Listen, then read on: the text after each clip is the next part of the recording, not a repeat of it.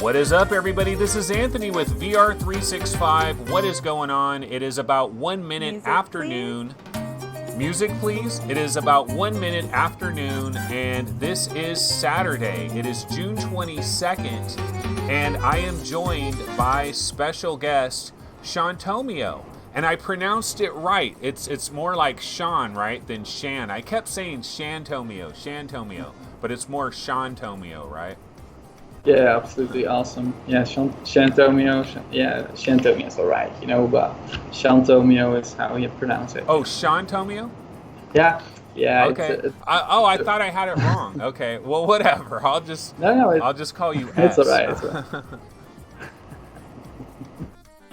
Okay, but it's not guys, my real name either. It's a nickname. Yeah. Okay. But basically, guys, what we're gonna do today. So we've had him on a previous show, but it was voice only.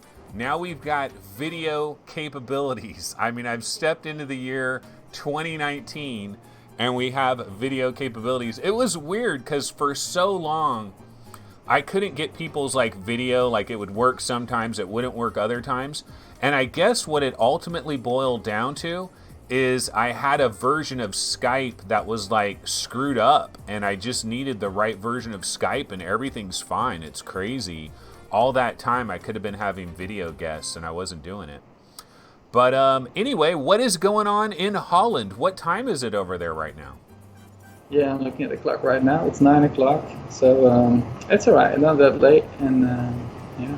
Is there actual light coming in from outside, or is it dark there? I closed the curtains because the light will come from just one side, and it's quite annoying. So it is a little bit. It is a little bit light, even that late. Do you guys do daylight savings time, where you change the clock by 1 hour? Yeah, we do that. Oh, okay. Yeah, they're going to probably get rid of that here in the USA, I think. They're not going to do it anymore.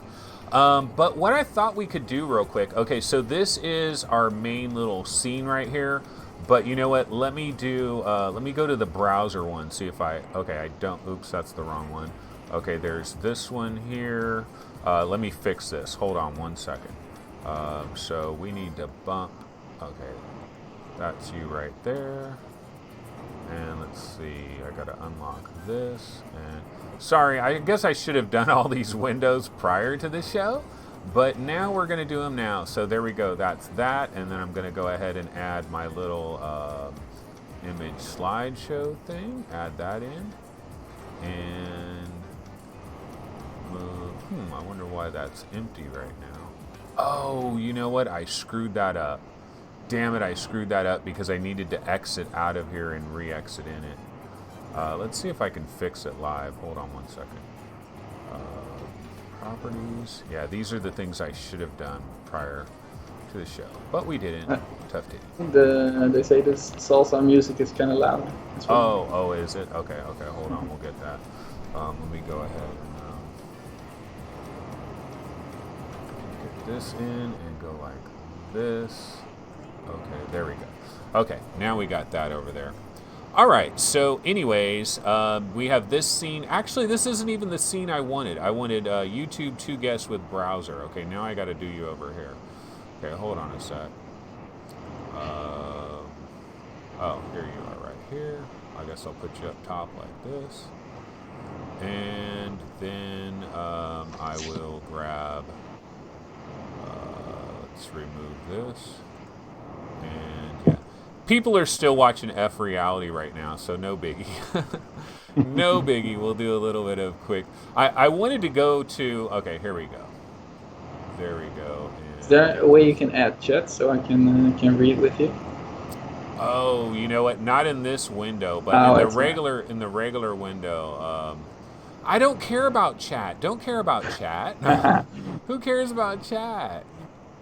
What do they have to do with anything?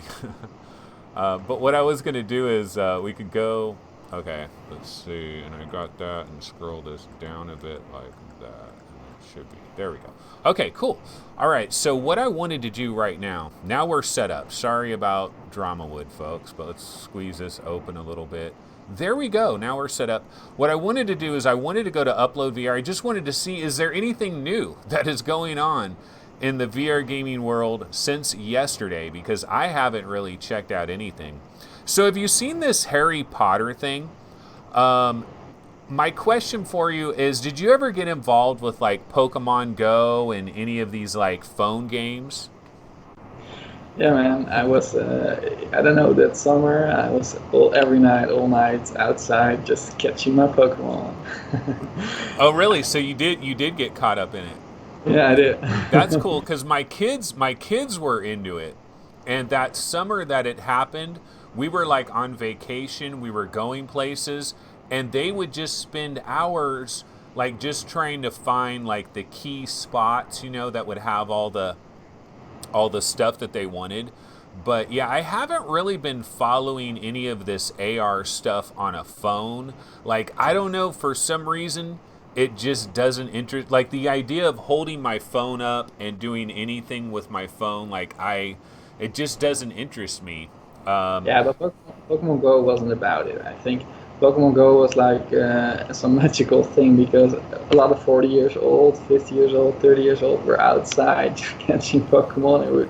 We would greet each other like, "Hey, you're catching Pokemon as well." Yeah, Kind of funny. it was good exercise too. Like, a lot of people were getting extra. Although some people probably died. Like, I think there was probably a couple people that died because they weren't paying attention and got like hit by a car or something. But yeah, so this is in the news. This Harry Potter Wizards Unite. I have not checked that out. Let's see what else is in the news. Hands on, the War of the Worlds combines theater with VR in London. Touring carts. Do you have any interest in like a Mario Kart type game for VR?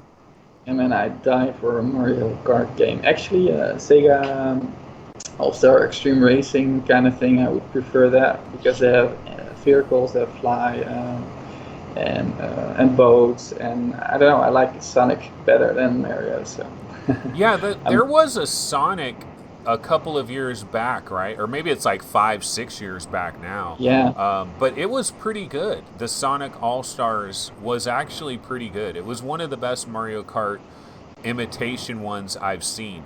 Okay, this is also in this news. In the news, the mixed reality software Live gets impressive cross-game avatar support in 1.0 update. And if we go back, let's go back to this one here, and I have a trailer for that. So let me go ahead and grab the trailer for this new Live thing. I haven't tried any of this Live stuff. So we do have some background noise, I think, that kind of sounds like the ocean and stuff, but I think that's your laptop microphone probably. But it's no big deal. But let's check out this trailer right here. Yeah, I think it's my laptop. It's kind of loud. So. It's all right.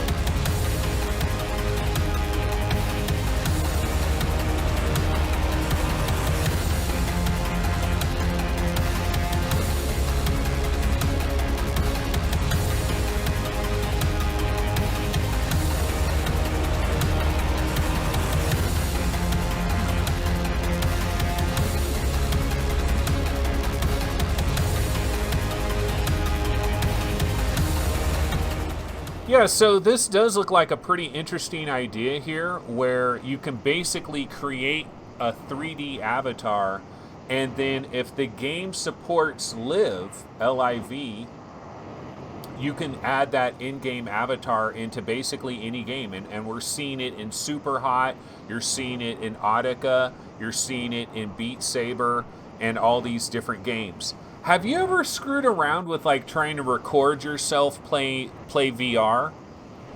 Yeah. I used to record myself playing Beat Saber just a little bit with my phone, but not in a professional way or with those those special stuff. I don't have that.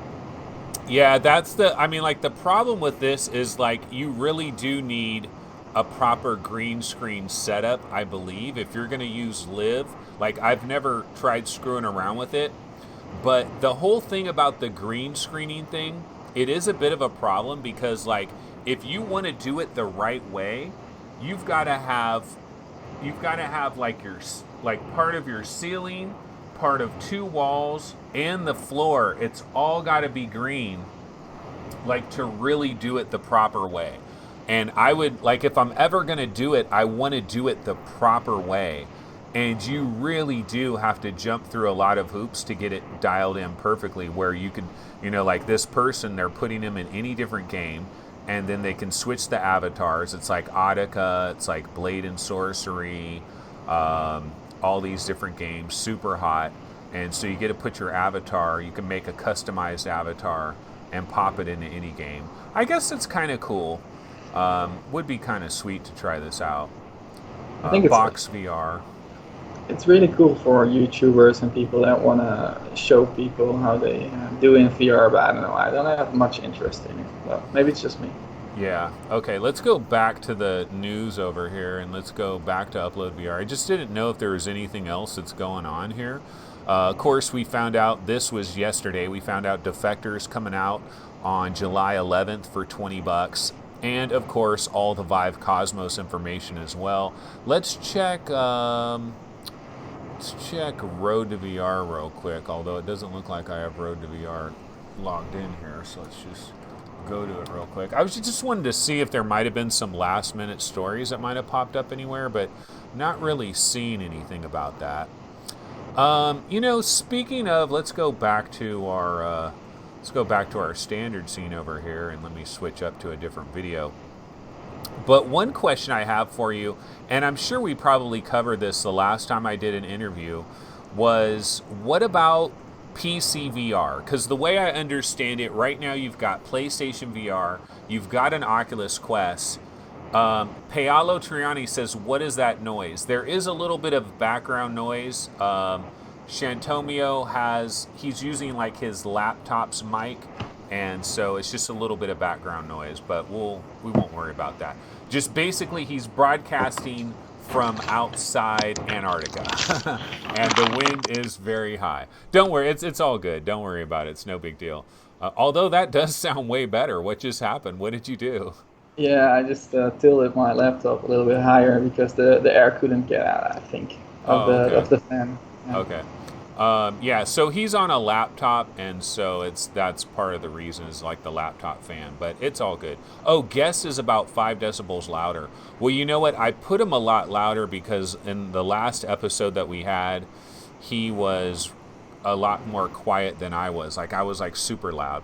But yeah, what I didn't get to the part last time when we had an interview about why you didn't go down the PCVR road. Is it just the fact that you'd have to start from scratch, like building a computer and the whole thing? Or what? I don't remember what you said about that. It was a couple of reasons. I have like 3 laptops. One was a gaming laptop. It wasn't powerful enough. Like 8 years ago, it was like top notch, and I used it quite a bit. But now it's not usable. It's like it has a GTX card, but a really low one, and it's an i7, but a really, really old one, like the oldest one there is. So it's not that good. Yeah, I've been looking into computers to buy, and I could have one. The cheapest I could find was like 400 euros, which is about 500 US dollars, I think. Yeah. And that's pretty good, but I'm just scared it won't work, that I have to buy extra stuff. And if you buy secondhand, it's a bit risky. And if I want to buy new, I had to pay like $900, $800 to get anything that's VR compatible. So price, I think, is the biggest issue. And then fiddling with stuff to get the most out of it. I'm not into that. It takes too much time for me. Yeah, it becomes a money pit, because once you go down that road, it's a never-ending money pit where, like, you've got PlayStation VR, you've got an Oculus Quest. These platforms are relatively locked in stone. You don't have like all these extra things that you have to add on later or upgrade to it. And so that does make it nice. But you know what I was going to ask you? So here in the USA, we have Craigslist, and I'm guessing you've got something similar. Like we've got Craigslist, we've got eBay. Now, eBay, not a good idea. Like if you wanted to buy, like I don't think it's a good idea to try to get a used computer on eBay because of the shipping, and the shipping would be so expensive for somebody to send you like a big heavy computer tower and ship it in the mail, very expensive.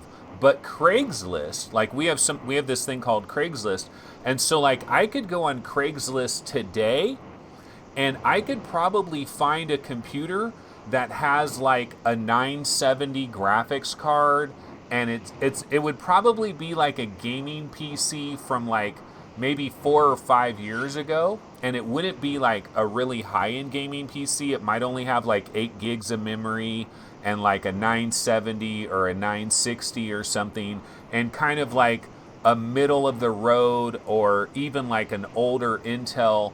But it would be like you could play Oculus games, especially Oculus, because of like what they do with their system to kind of help people with lower specs. And I could probably buy a computer like that for like like maybe $200, like 200. But it would be used, and it is it's kind of a gamble because you don't know what other problems it might have. That's it. I've been looking for it, and I'm just so scared that if I buy it, the fan is gonna die, or the hard drive is corrupted, or I don't know what problems. So wait. It kind of sounds like you've got to change this attitude, man, because you got to start looking at positivity. I'm serious. This is like this. Okay, here's the metaphysical minute, guys. It seems like on every episode we're having the metaphysical minute. And no, this is real, honest, real talk right here, like straight up. I'm going to be really honest with you. Okay, so when I first started doing VR Roundtable, that was like several years ago, right? Or a couple of years ago when I first started doing VR Roundtable, and I had a podcast called the Vivecast, and I was a negative person. Like I was a negative, I always looked for what would go wrong. I always expected things to go wrong. I always thought about the worst case scenario and all these sorts of things. And I got to tell you, man, this isn't even a metaphysical thing, but what it is whatever you concentrate on, your brain is basically going to go out of its way to find what you're looking for.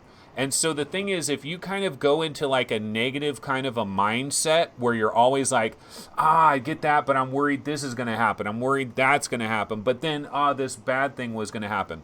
So if you get into like this negative mindset, what happens is your brain is actually going to be like, okay, this guy really likes negative stuff, so let's find everything negative. And if there's something positive, that doesn't fit, so let's ignore that positive stuff. Let's lock into the negative. And this isn't even metaphysical. This is like our normal brains do this. Like it's a survival mechanism.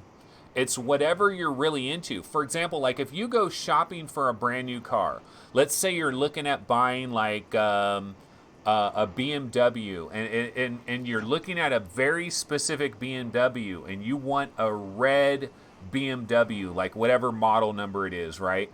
And then what happens is everywhere you're driving, everywhere you go, around town, you go on vacation, you start seeing that BMW everywhere. Like you'll see it everywhere, and it's like, where are all these freaking BMWs? Like there's one. And it's not that there's any more of them than there were 4 months ago, but you've instructed your brain basically that you are hyper interested in these BMWs, and so now you're going to find every single one that's out there. And the same thing works with positivity and negativity. And so I got to be careful with the whole positive thing, because I don't want to go in like every game is good, every headset is good, I'll never be negative about anything. That you got to have some negativity. But I'm telling you, because I kind of had the same attitude that you have, where I would always consider the worst case scenario, because then it would protect me. Because if the worst case scenario happened, oh, I was already expecting that. And if something good happened, it's like, oh, yay, that's a bonus. Something good happened. Yeah, that was a long monologue to convince me of how I am. No, but seriously, I get where you're coming from, and it's just people have these expectations, and you're right. But I've had some computers, and like I'm unlucky with that, and I can see that if I'm trying to be positive and try to look for the good things, that it could definitely help. But I need an extra step. Actually, when I got the Quest and it was announced that what's the program where you can use your Quest for PC? What's that Oh, called like again? virtual desktop? Yeah, Or, okay. yeah. So I knew the virtual desktop would unlock the Quest as a PC headset for me. I was like, yeah, now I'm gonna do this. I'm just gonna look on it on the internet, and I got a few hundred euros. And I just want to buy this. And then a day after, I think, Yeah. after I knew it, they said, "Oh no, we're not gonna do that." And I was like, "Ah, well, it had to be like this, Maybe I was searching for a reason not to do it." But, Yeah, it's yeah, like typical. Just when I'm interested in it, it freaking gets canceled, right? Yeah. yeah. I know what you mean. I know what you mean. Speaking of the Quest, why don't we go ahead and get into that? Because, like, the last time I talked to you, you didn't have a Quest. The Quest hadn't come out yet. And I think it was a ways before the Quest. So, your interest in the Oculus Quest, I mean, you already had a PlayStation VR. So what were you thinking about in terms of Quest? Was it mostly because of the whole wireless thing? It's all in one. Do you go on vacation a lot? Is it something you're going to bring with you? Or basically what were you thinking in terms of deciding to buy a Quest, because it probably costs like 400, 500, or whatever dollars so it was a lot of money that you had to dole out for this baby. Yeah. So I saw it, and the thing is, I'm lazy, and quests are good for lazy people. You don't have to fiddle around with anything. I can leave it just anywhere in the house, unless it touches the sunlight, because you know what happens. But I can leave it there, and I pick it up anytime I want. And sometimes you have these evenings, and then just to get the cords, get the headset, it's too much. And I know I'm like that, and it doesn't prevent me from playing VR, but sometimes it kind of does. So I thought the Quest, that's a product for me. It's Yeah, easy. yeah. It makes a ton of sense, but going back to that PC thing, I don't know, do you remember when you bought your Quest, like did you get like a carrying case? Did you get like extra stuff? Did you buy a bunch of games? What I'm basically saying is, do you know how much money you dropped that first week? Because you probably could have bought a banging ass PC for the same amount. I mean, did you ever think about that? No, I didn't. No, no. I bought a case. Yeah, it was 50 euros as well. 50. So kind of expensive, but it's like really big, and I can put other stuff in it as well.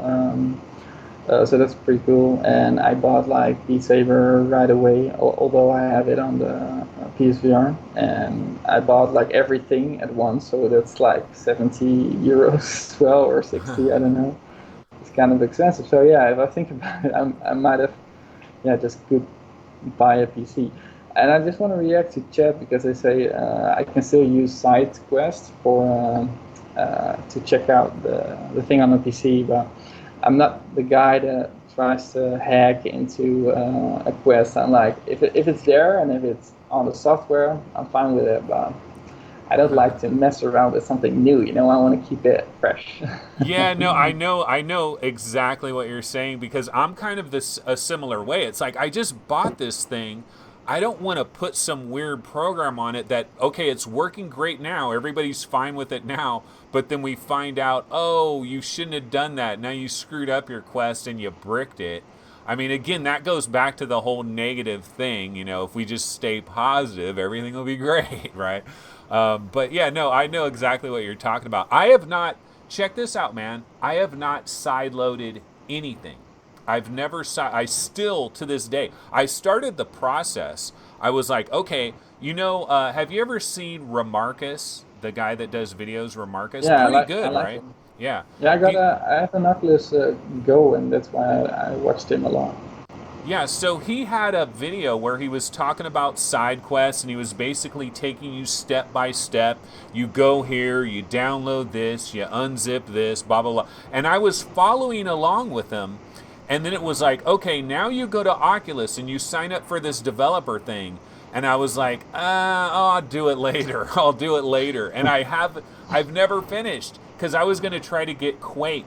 I was going to try to get the original, the Quake that they have running on SideQuest. Although I've heard issues with that. Like there's some weird issues about how the game world will move like with your hand or something, and it's like motion sickness and stuff. But I was tempted. Are you tempted, like when you hear about some of this retro stuff that they're putting on there? Do you think that might tempt you to maybe go down that road?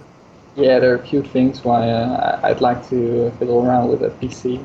Um, Alien Isolation is my favorite horror game, and I really wanted to play this one in VR, but it's not coming for PlayStation VR and the Quest, forget it, and it's not even proprietary, not official for PC, so I don't see it coming. Yeah. So and retro games, I love it. I used to play a lot of big Quake Free Arena, and I love that game. So stuff like that, I eat it up. So, yeah. Yeah. So I guess when they get it perfect, I'm definitely gonna have to do that. But so let's talk about the Quest for a second here. So you have the Quest, you got Beat Saber. Obviously, that plays really good. Now, you had it on PlayStation VR already, but the difference of the Quest is you just pick the thing up, you put it on your head, it freaking turns on pretty much immediately if you have it in that mode. Do you leave it in that mode, or do you like hard power it off, or does it depend like if it's like a Friday and you know you're going to be playing it multiple times, you just kind of leave it on, but then like when you know you're going to bed or whatever, you hard power it off? Or how do you do that in terms of the power? Yeah, I hard powered it off because it's like 5 seconds or something like that. I don't know. It doesn't take any time to get it booted up, and I don't know how much battery it uses when it's not fully off. Yeah, the standby mode. But it is so convenient. It is so convenient because like my Quest is back there. It's you can't see it in the you can kind of see it. It's in front of that firewall box, but you can't really see it. But basically, I just put the thing on and bam, it just pops on. But I have noticed like if I leave it in standby mode for a long time and then I come back to it, I'm like, oh, the battery's starting to kind of drain out quite a bit. And so when I go to bed for the night, usually is when I do the hard power thing. But like I'll let it kind of float all day long. Now, what about the fact that like you get about 2 hours of gameplay from it, then it dies out, and you got to recharge it up? Have you been doing like weird battery pack things, or do you just like, are you fine with the fact that it works for 2 hours, then you got to charge it? It works for 2 hours, then you got to charge it. How do you deal with that? Yeah, that goes back to the thing. I love the Quest, but comfort-wise, I cannot put it on like 30, 40 minutes. That's max for me, and that's fine because I like to play shorter sessions, maybe max an hour. But I don't want to play longer because it's gonna hurt my head in front of my head. And even though I can show you my Quest. I just put this weight, counterweight on it, and some extra stuff to make it a little bit more bearable. But Yeah. still, I would kill for somebody that put a Halo design on it or the PSVR style stuff. I love that. I can put it on for 4 hours, 5 hours easily. And Oh, this really? thing, I oh was man. going to ask you that question because you were a PSVR player for much longer before you ever got your Quest, and I was going to ask you like what was your normal gameplay session on PlayStation VR? So you could do like a 2 hour session. Would you do Yeah, that easily. frequently, or was that like a normal thing for you? Like you'd be in VR for 2 hours? Because like I'm never that guy. Like for me, it's about an hour and a half maximum.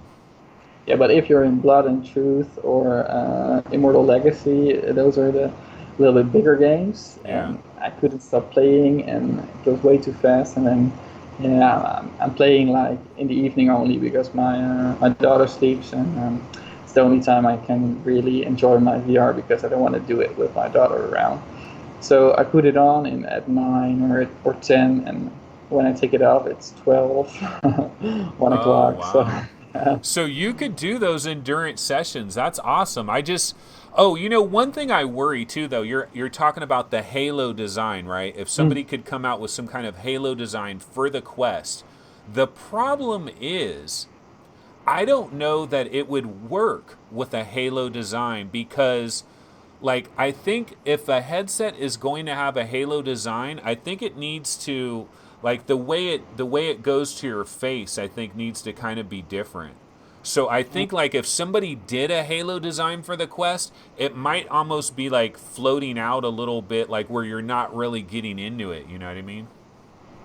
Yeah, that would suck because you lose a big field of view part, right? If it gets and you get that gap between your eyes, so you can see the ground. That's not good. Yeah. Yeah, I don't know. I don't know how that would work, but yeah, and so a lot of people are doing the Franken mod. They're getting the Vive Deluxe audio strap, and they're going down that road, and a lot of people like that. The one thing I did get, actually, let me go grab my Quest. Hold on one second. I'll be right back. You can entertain the crowd. Yeah, I'm just gonna show what I did with the Quest. So the Francomal was it sounds really hard, so I bought an ankle weight. I don't know if you can see it, and I put it on the back side over here. And what it does, it's kind of heavy, but it makes the balance really, really good. Okay, but Okay. go ahead, Anthony. Yeah, I recently got this. So this is the Studio Form. Have you heard about this? The Studio Form. It's like this padding, right, that you put on here, and I've only used it a little bit, so I don't have much of a comment on it, but I don't know. The only thing about having it like this is it feels like it does feel more comfortable with this on here, but it also feels like it's kind of like not super stable. Like if I was going to be like playing Beat Saber or something and moving around a lot, it almost feels like it's kind of sitting up high on my head, but I might not be doing it quite right. And I've just barely started with it. So I think I need to use this for about a week to get a little bit more of a better feel for it. And I don't have the counterweight on the back, which everybody says you really got to do some kind of a counterweight to make it right. Yeah, I think that's essential because it will still weigh more on your forehead than the back. What do So you you were think? asking, sorry. Oh, go ahead. Go ahead. Yeah, you were asking me if I wanted to get the Vive Deluxe audio strap, and I've watched some videos about it, how to do it, and I'm a little bit. There you go again. I'm a little bit scared. Yeah. I might hurt something, and it's still money. I don't know how much it is, but I think I might have spent 50 to 60 euros or even more, and I'll wait. Yeah, yeah. No, I hear you. And that's the same thing for me too. It's like all of these things, man. I just got this mod mic thing. Okay, I got this mod mic, so I could record videos and stuff. Where it would have like I have a little external mic, so I could, and it's wireless. But it comes with this little thing that you put on somewhere, and then the mod mic magnetically connects to this little thing. But the problem is you got to find a spot to put the little thing on. And I don't really know where to put it, but I've seen other people have put it like right here on this.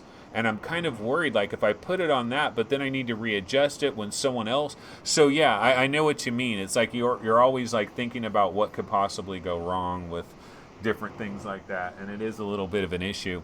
But don't you think it's kind of weird that Facebook brought out this product that doesn't seem to be comfortable for anybody? Like when it's in their labs and when they're testing it, doesn't it have to be like ridiculously comfortable for some very minute percentage of the population? Because why would they bring out this product if it's not really comfortable for anybody?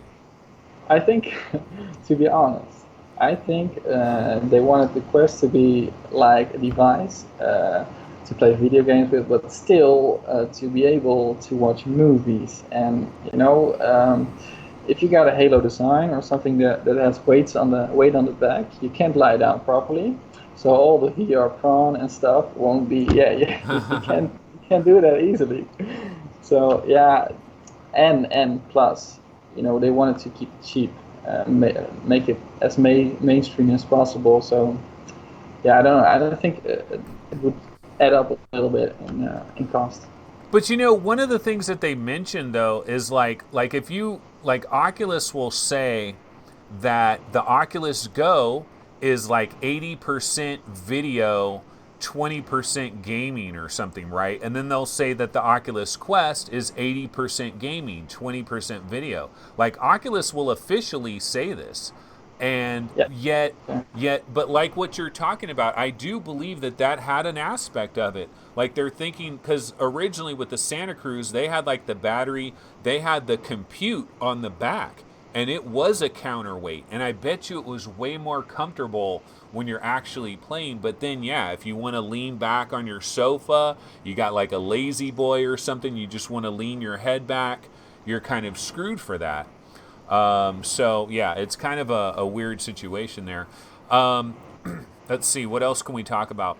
You, So, you, you oh, go just ahead. mentioned, sorry, you mentioned like the Go is 80% video, and this one is more like gaming. But who's gonna keep their Go, if they have a Quest? So, I did. you want to just No. you do. I Okay, still have man. my Go, just because I have a ton of Go games that are just If you're on rich, there. man, you're Yeah. rich. Well, no, it's VR Roundtable. Like we got a lot of codes, and so like our account is on there. So there's like a lot of game codes, and it's like I guess.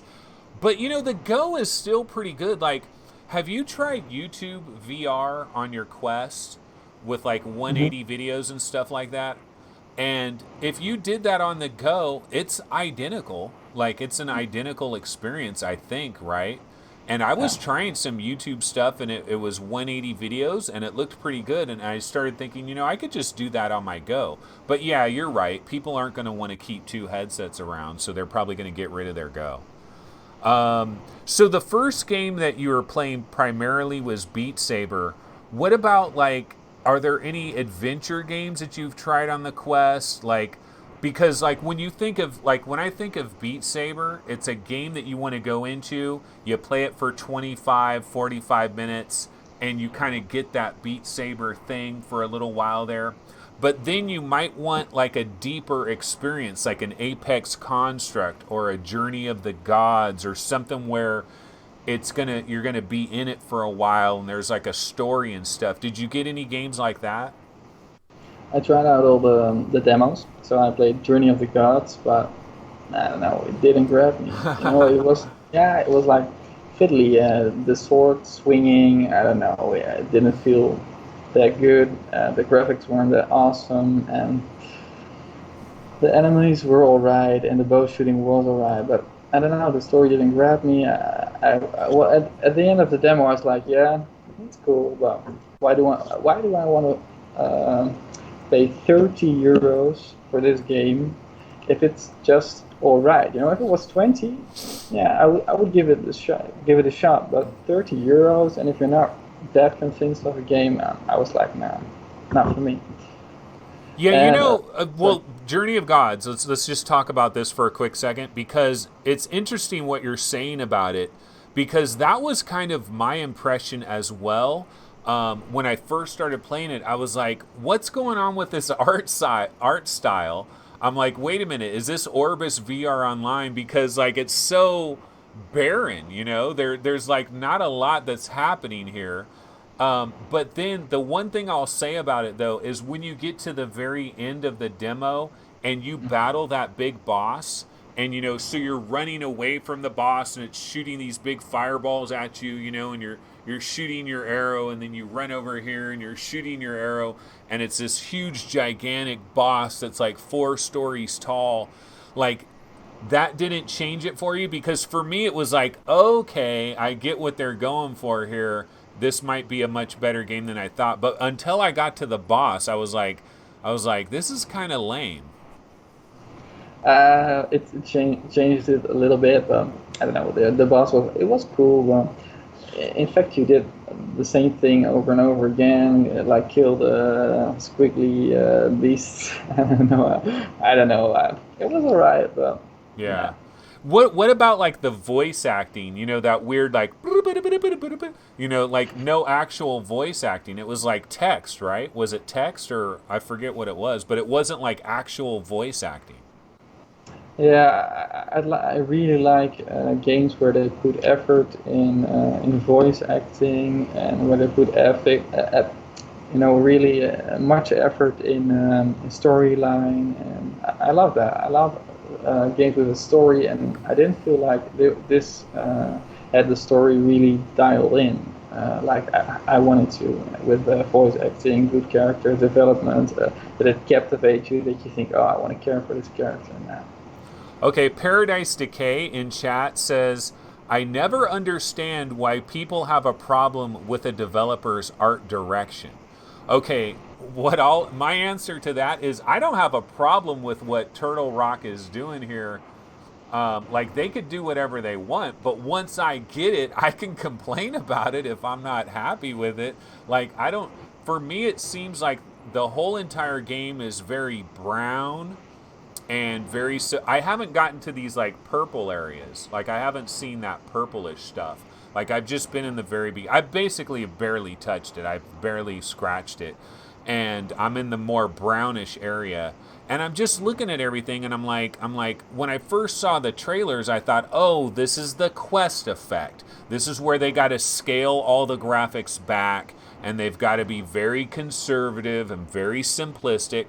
But then I've seen other Quest games that aren't scaled back. They look really good, and then I'm thinking, well, wait a minute, what did Turtle Rock Studios do here? And maybe I'm being a little bit harsh, because when you're actually in the experience, it's probably a bit more colorful than it looks in this video. But we can forget about Journey of the Gods. But my next question for you is, so is there anything else that you're playing that would be like this, where it's kind of like a story that you're moving your way through? Or is all the stuff you have on the Quest kind of like arcade style, wham bam, thank you ma'am, kind of Action Jackson type games? I played Robo Recall, Oh yeah, and Robo yeah, Recall. Okay, there's a talk little about bit of Robo Recall. I'll see if I can grab the yeah. Quest I trailer. heard lots of complaints about this game because it was less than on the PC and stuff. But I have never played the PC counterpart, and yeah, there were some moments with slowdown, but I really enjoyed it. But um, if it if I look back at it, and is it the best game ever? No, it's a cool game, and I enjoyed it. Lots of action. It feels right to shoot. The guns feel good. Mm, it's fast paced, and I love fast paced action. So yeah, yeah. VR, I'm laughing because VR Spry Guy says, how many times a week does Anthony say I just scratched the surface? It's probably about 47. Okay, on the Robo Recall, so have you finished the whole thing, or are you still working your way through it? No, I finished it really fast because if I like a game and I have the time Oh, to spread it out in the evenings, I just want to finish it in 1 or 2 or 3 goes. So I yeah. did, and I was actually kind of sad I finished it off and that there was no more story because I would have liked it to be a little bit longer, with a little bit more variation in the end, but it's still cool. Guess what? I've never finished Robo Recall. Shocker! Shocker of shockers. I did get pretty far in it, but I didn't quite finish it. Was there any part where you did get stuck and it took a while for you to, or you just kind of like breezed your way through the whole entire thing? I think if you're like this game was is like really old, and in the beginning maybe people have to try and figure out how to move and stuff. But Now we're a lot further, so that means the game doesn't look as fresh with new ideas or something. But it's really easy to get into it, I think, when you have played a lot of games. So no, I didn't get stuck. Just one time I had to do something over, or two times, but that's it. Yeah, man, I had a question I was going to ask you too about it. Now I forgot what I was going to ask you, but I well, just wanted to. Can I make a remark about yeah, because I talked about the Beat Saber, and I have it on the PSVR. And to be honest, I think, and this is going to be pretty controversial, I okay. think the PSVR version is better. It feels better, and the tracking. Sorry to say, I haven't had any faults with the tracking on PSVR with Beat Saber if I set the camera right. But Okay. with the Quest, if I hold my control a little bit too high or just outside of the camera, sometimes not a lot of times, it's few and far between. But I had some tracking problems with the Quest. Do you feel kind of disappointed that you had to pay twice for this game? I mean, I know it's two completely different platforms, but it kind of sucks because, first of all, Beat Saber on PlayStation VR, there's no physical version, so you had to get the digital version, right? And then, of course, you're getting the digital version on the Quest, and there's nothing you can do with these things. You know, they're stuck on their platform, but it is what it is. If it's one of your favorite games and the Quest is so portable. Okay, but what about this though? I mean, you're saying that it's a little bit better on PlayStation VR. The tracking's a little bit better. You feel like it's just a little bit better of an experience on PlayStation VR. But on PlayStation VR, you've got wires, you've got cords, you can't be in any particular room in your house doing it. So at the end of the day, if you're going to play Beat Saber, what do you grab? Do you go to your PlayStation VR? Do you grab your Quest?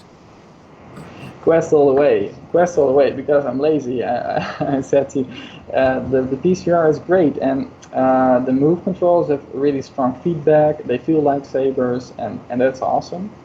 But in the end, if I want to play Beat Saber, I just want to play for like half an hour, 45 minutes. So it takes more time to get my PlayStation VR up and running, and the Quest is it's nearly perfect. It's just few things but it doesn't bother me that much. And What yeah, about like the song packs and stuff? Are you just sticking with the regular standard stuff that comes with it, or did you end up buying any of the add-on packs? I bought everything. Oh man! Yeah, So you're it's all in. Like you I'm all love in. Beat Saber. Yeah, it's also because I wanted to exercise a little bit. That's and true. uh, Yeah. and again, the Quest is better to exercise because you can move around, you can it's easy to take off. It's I don't know, it's really yeah, pretty good. Okay, but what about like the so I have it right here, and you know your face, like the face gasket right here, right? Like I really wish they had, like, you could snap another one on. You could have like a six pack of these babies, you know, so like you can cycle through them, because if you really want to be an exercise person, you're gonna get this stuff sweaty. And what do you do? Like, have you tried to like actually have an exercise routine with your Quest? And then what happens if you start getting sweaty? Or do you put something like on your head, or like a headband or something to like deal with the sweat? What I do is I use a fan right on my face, kind of strong fan, Okay. and I don't sweat that much. So I know a lot of people sweat a lot in VR, but I don't have that problem. So I don't know, it doesn't get wet or anything, but I would like to buy a bag of what you What's say, your the face pads. What's the climate like where you live? Like, we're in Fahrenheit over here, and I know it's going to Mm. be like 95 degrees Fahrenheit today. And Sacramento is a hot place. It's like a valley, and in the summer, crazy hot. Like sometimes we'll have 110, 112 degrees Fahrenheit, which is very hot. Luckily, it's dry, it's not humid. But what is it like there from a VR standpoint and like the summer?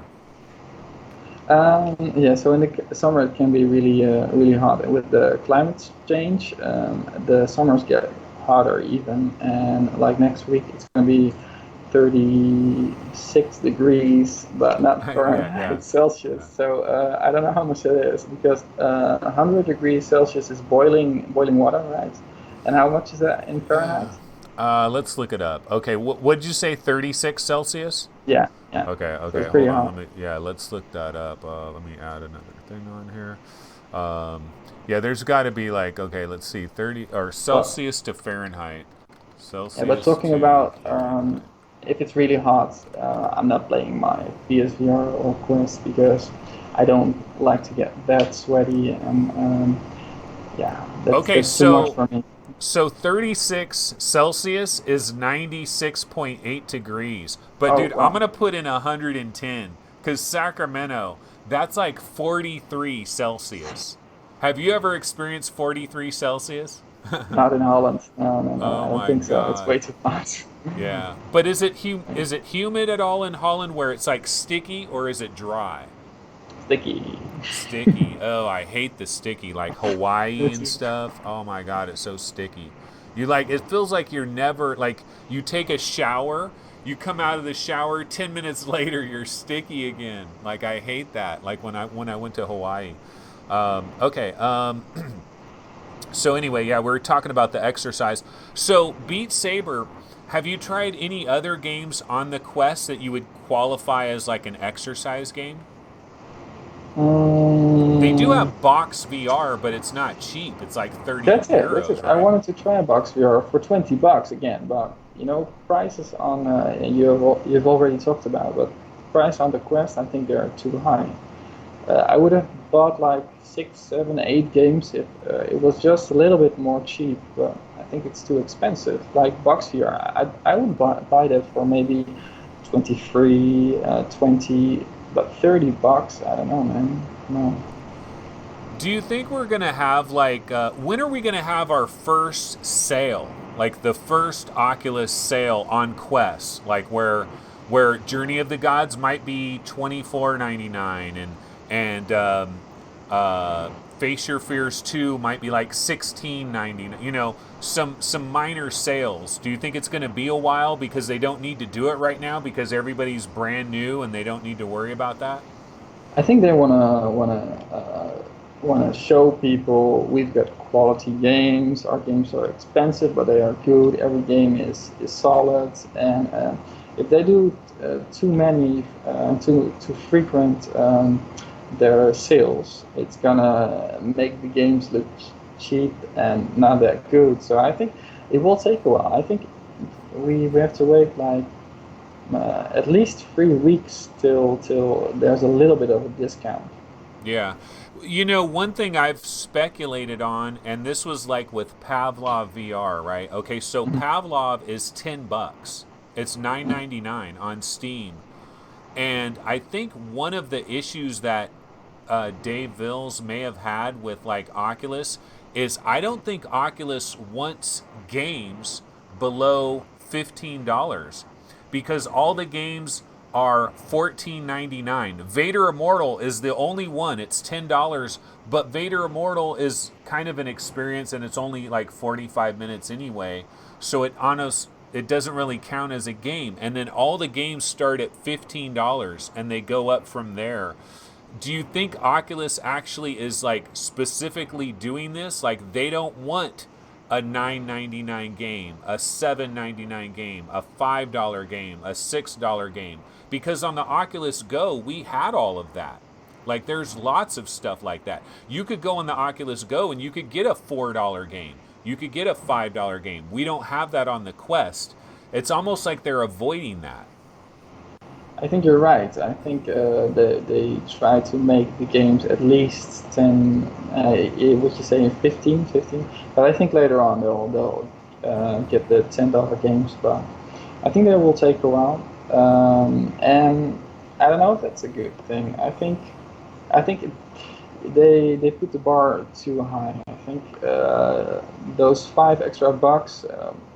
I don't know. I think it's not that good for sales. Maybe initially, but later on people want to buy more, and they get an incentive if they see sales, or when there's more gain for the money, you know. Do you know how well it's doing there in Holland? Is like, I don't know if you've been paying attention to it because you've already got your Quest, so you're good to go, right? But is it like sold out places? Do you have like a retailer there that would be similar to Best Buy here in the USA? And do they sell it like in the store, like they carry it in the store, or do you have to order online to get one of these? So last time, when I wanted to buy it, I wanted to get it from a physical shop. And we have these big shops called MediaMarkt. It's in Germany as well, and in some other country as well. But they don't have it. They didn't have it when I wanted to buy one. And I tried to search it in other big shops, but they didn't have it. There was just one shop. I was lucky it was close to me where they had it in shelves. So I bought it there. But in Holland, it's not sold out. There's no not much promotion. If I tell people about it, maybe I have the wrong friends, but they don't know. They don't know about it. Okay, okay, yeah. What about like PlayStation VR in Holland? Like here in America, we have these big stores like there's Walmart and there's Target, and it's like you can go buy like toilet paper, dog food, but they have like socks and underwear and like just all kinds of stuff, right? And it's like these big supermarket, not really a supermarket, but it has that stuff, and then it has all these other like home goods and just like all kinds of little things, right? I'm Mm-hmm. guessing you guys have a store similar to that in Holland, a similar type of thing to Walmart or Target. If you go into there, can you buy like a PlayStation? Can you buy like a Xbox? Because we can here, but like Target doesn't have Oculus right now. Yeah, you're right. Like here, you can buy the PSVR in like every game shop, almost every game shop. But we don't have those extreme big stores, so we don't see that much. But MediaMarkt, the entertainment shops, they have it. I see the brain is talking about Alternate, the website, and Alternate. I bought it there, and it's a physical shop as well in Holland that had the Quest, but there weren't any other shop owners that had the Quest, but almost everybody has the PlayStation VR. So I think Sony does a better job getting their product out if you look at it that way. Yeah, I wonder though if part of it is the retailer themselves. Like Walmart has Oculus, but Target doesn't. And I don't think that's a case where like Oculus didn't want it to be at Target. I think Target was like, we don't carry that for whatever reason. Maybe they see it as kind of PC, or they feel like it doesn't have it's not video gamey enough to go with Nintendo and Xbox and Sony. I'm not sure. It's kind of disappointing that it isn't in Target because Target is Mhm. such a major store here in the USA. One thing I haven't checked is Costco. We also have these warehouse stores. It's Costco. You go in there and they got like a jar of mayonnaise that's like this big, mustard, ketchup, like these gigantic quantities. Do you have a store like that in Holland where you buy these big gigantic things? Probably not. Uh, It's an American thing probably. for larger companies, we have those stores. For consumers, we have big supermarkets, but not like the ones you're talking about, I think. Yeah. Okay, well, going back to like Quest games, so Hmm. again, I'm asking you here, like, what is the game that you go to? Like, do you have a game that's going to hold you over, or it's all kind of these little action like do you what other Quest games do you have? I know you have Beat Saber. Why don't you go through the list of like the other ones you're playing? Yeah, well, so Robo Recall I finished. Oh yeah, Robo Um, Recall. Okay, yeah, Robo Recall. I bought Beat Saber, and I wanna get A rankings on hard and professional. What's it called? Professional? No, it's called. S Uh, ranking or whatever. Or yeah, no, expert. I want to get an okay. S ranking or A ranking on expert, so that's gonna hold me over a little bit. And Rec Room, I really like Rec Room on the Quest Oh because on yeah, the Rec PlayStation Room. VR the tracking was, yeah, awful, really awful. If you move around a little bit, and if you want to, yeah, you don't have these analog sticks, so it's, I don't know, I didn't like the movement in Rec Room. But now on the Quest, I feel free. It's cool to play around with other guys, and I haven't encountered so many young people because on the PSVR the servers were overflowing with, I don't know, 12-year-olds, 7-year-olds, and now Rec Room, when I get in, maybe it's the time, but yeah, it's a little bit more my age, so that's good. Yeah, let's go to, let's see, which one do I have where it's the browser? This one probably right here. Okay, so hold on a sec. What I'm going to do is let's go to the actual Oculus Quest store real quick. I just wanted to see what they have up on here. And Mm-hmm. okay, so this is like the Oculus Quest store, but probably where you live it might look a little bit different. But I'm going to go down Now, so here. Oh, same. Okay. I'm gonna go. Let's see. Is this browse all? Yeah. Okay. I think this is browse all. So this is showing. Oh, they got a pre-order for Republic. That's coming on July 25th. See, I haven't checked this out in a little while. Showtime. Oh, they got a Showtime thing on there. I haven't seen that yet. Puppet Fever. So there's been some stuff that has been added recently, but I was curious of like some of these games that are 14 or 15 bucks. I don't know what their price would be where you're at, but stuff like Angry Birds is 15 bucks. VR Carts is 15 bucks. Virtual reality. Have you ever played this at all? Virtual reality? no, so there are a few games I really wanted to buy. Virtual reality because I never played it. It was I think it was only on PC or on the go, but I didn't get it on the go because I wanted 6 DoF and not 3 DoF for games like this. Yeah. But I want that. But I still feel like it's a little bit expensive because I don't know how long is it. Do you know how long it is? Yeah, it's not very long. Like you'll blow through it pretty quickly, but it's funny. It's funny and interesting. What about Apex Construct? Did you play that on PlayStation VR? Yeah, I played it a lot. I really Uh, liked it on PSVR, and that's it with a lot of games. You know, you have Apex Construct, you have Super Hot, and I love those games. But I'm not gonna pay more or or the same to get the same game. And yeah. even though I want to, because it was cheaper, Super Hot, and I would have wanted to buy it and feel like how it's on the Quest. Have So you it ever was like, played? Oh, I was just gonna say, have you ever played Space Pirate Trainer? Because the port is yeah, really good. yeah, I bought that one. Yeah, Oh, you and ended up it's really buying good. that one. Yeah, Yeah, yeah. The I port love it, is but it's really hard. good. It's hard, man. Yeah, it To is. get, I was in level 20 or 25, and I couldn't get past it, so I need to play it some more. But it's pretty hard. Yeah, like, did you try some of the free stuff like BOGO and First Steps and all these different free things? Bait. Did you That's try Bait? I still haven't yeah. tried Bait. I played Bait on the go, and it was good for 10 minutes, and then I got bored. And first steps was cool to get for one time, and the other free game what were you talking about? There was another one, but it was all right. Um, Just for 15 minutes or something. yeah, Bogo, yeah, Bogo. BOGO, probably, yeah. It's all right. But So what about this? Like, let's say you could have one free Quest game. Let's say you had some kind of like you got an email that says you can have one free Quest game. Doesn't matter what the price is, but you got to buy it today. Which free game would you take? Like, what game would you like if like it was just free? the funny thing is, if there was a game that I really really wanted, I would have bought it. But those games, I think I would like it, but I won't love it. So there isn't any game I would have really What about really like wanted. Shadow Point? Were you ever interested in Shadow Point at all? Because That's a it's a pretty good puzzle game.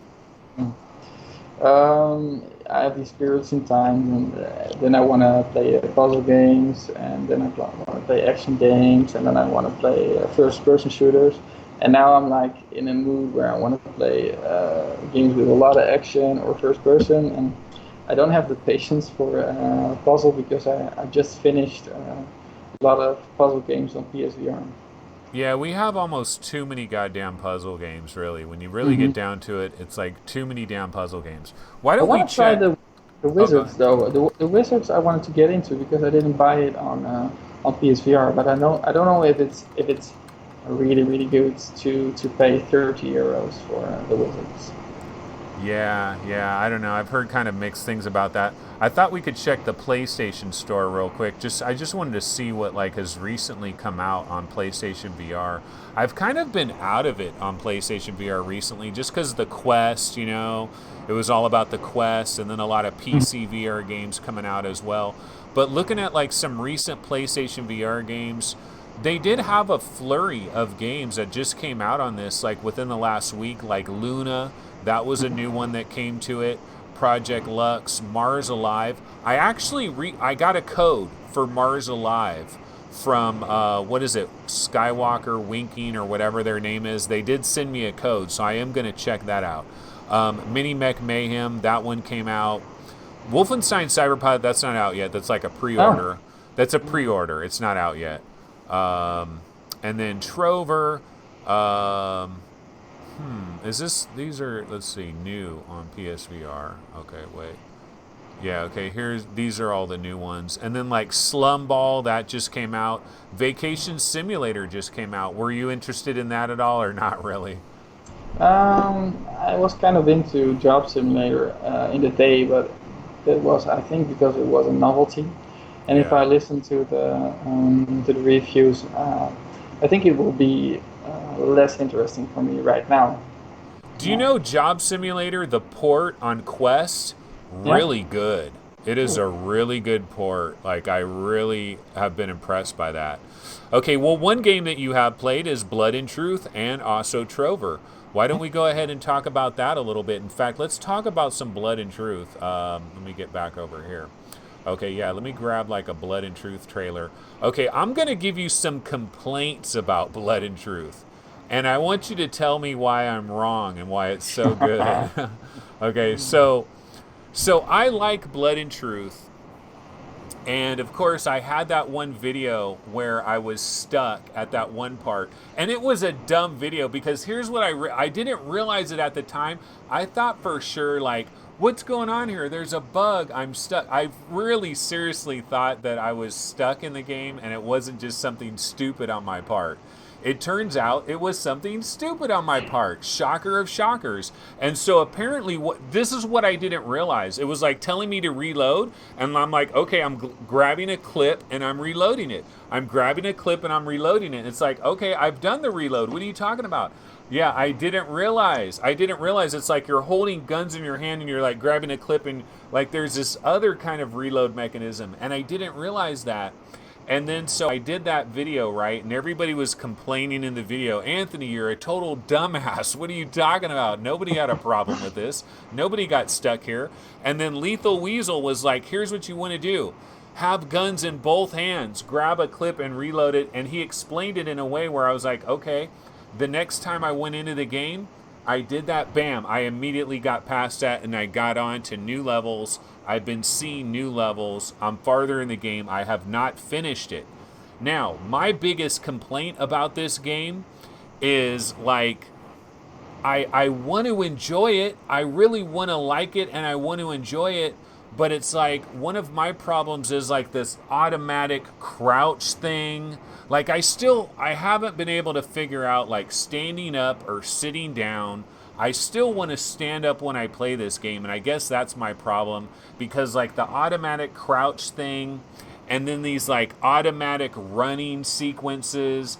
I don't know, like that scene right there with the crane that is smashing through the building, and so they have you automatically running, and then you're like jumping, and then you're like grabbing on to this like little lit up area. Like I kept dying, and I'm like, why am I dying? Why am I dying? And I kept dying, and then I thought, oh, there's a little white marker there. Okay, so I got to grab it with my hands at the right time. I've got to pull myself up and like climb into this container. I don't know. I feel like so much of it is arbitrary. It's like I got to this one point where I was really down low and I was like I had this stuff over me And I'm like, I don't see a teleport thing. I can't teleport anywhere. I couldn't move.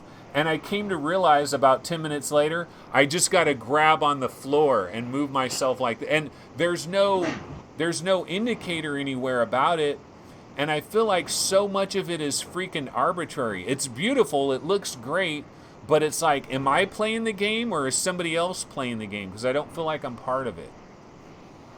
Anthony, I don't understand because you were talking about you wanted to be an action hero in an action movie, and you're in the action movie, and and I don't know, no, but you were talking about arbitrary things. I don't know. Maybe it's me or maybe it's you, but I didn't have any problem with it.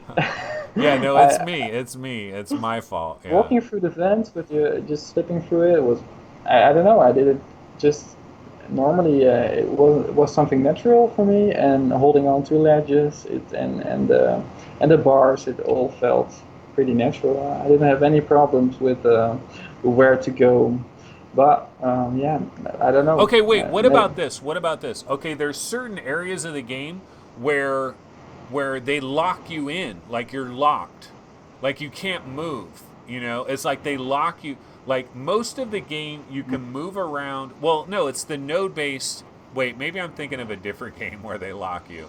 Yeah, it's probably a different game because this is a node-based thing. Never mind, that's a different game. But I'm trying to think of what were my complaints about this. Now, first of all, I'll say, look, I recommend this game to anybody. It is one of the best looking VR games we've ever had, period. Like the human characters, oh my god, dude. I got a little bit further in this game, right? And so I'll try to explain where I am in the game. Okay, so you know when your mom is like, she's a prisoner and it's like electrified fence and stuff? Mm-hmm. You know that part? Okay, so I got past that part. I'm a little bit further past that part. So that's where I am. So I'm still very early in the game probably. Oh, no, actually your mom, something happens to your mom. So I'm past that part, right? Okay, but right after something happens to your mom, you're at a desk and that guy, you know, that guy's looking at you and he's talking to you and he's like leaning over the table at you and stuff. And I'm looking at this dude and I'm like, God damn, this almost looks real. This Agent almost Carson, looks right? real. Huh? Agent Carson, Yeah. yeah, he's intimidating, and I really like how he's acting. Like everybody is acting so good, and I love my little sister. She's really cool as well. Her hair is a little bit weird, but I kind of like that. It's a feature, and I really love the antagonist, the girl. You know, the badass Oh, yeah. girl. I love her, and Tony is awesome. Tony, you know Yeah, the asshole guy. Yeah, oh, he I does a love her. great job, huh? Yeah.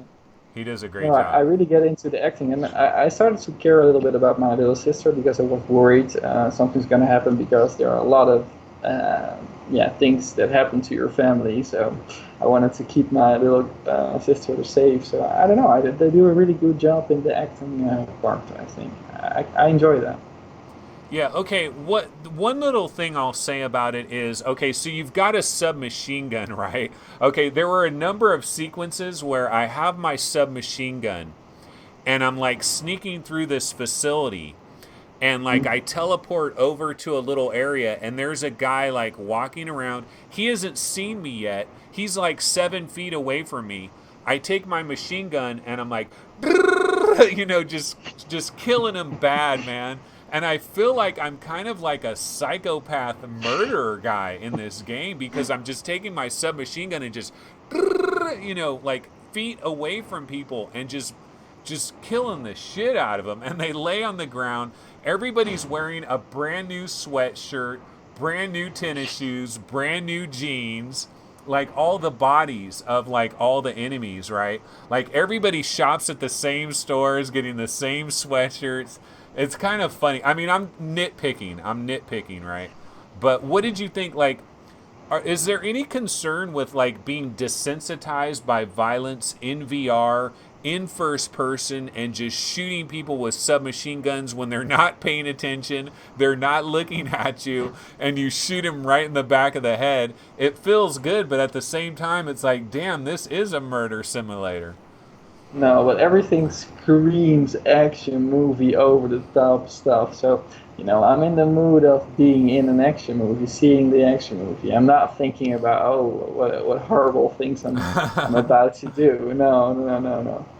No, so I'm not. So you were never creeping around these areas and thinking, God, that guy's like 5 feet away from me. There's nothing he can do. I'm about to machine gun his ass. He has no idea, and I'm gonna pop him right in his head. Like I'm But, literally gonna aim right at his head and pop him but right in his. Anthony, they're the bad guys. You have to Yeah, kill bad guys and I keep the good guys alive. true. It's black and white. It's a game. But they're realistic human looking, like the human characters are pretty good looking, and as we Mm. start to get better and better human characters and it starts becoming more and more first person, more and more immersive, where like the guy is there and you feel like you're there. I don't know, like I'm okay with it, but I'm just wondering, like eventually we're going to cross some kind of like invisible barrier when it comes to this stuff. Yeah, that's gonna be scary. I do think when it's almost lifelike and everything reacts like it should. I think that's gonna take a while, but it's gonna desensitize. How do you call it? Yeah, Um, yeah, desensitize people. basically. Yeah, I um, think it does. with this game, what would you complain about? Like, was there anything about this game? Like, I like this game, but man, I wish it didn't do this. I wish it, like, do you have any complaints at all, or you just think this is like a straight up masterpiece? I think it's a straight up masterpiece, but I think you're right with the crouching because I want to move myself, but I think that's a part of the limitation of the PSVR because in lots of games I have there's a problem because you can't duck that low because the camera won't see you, or you can't jump that high because the camera won't see you.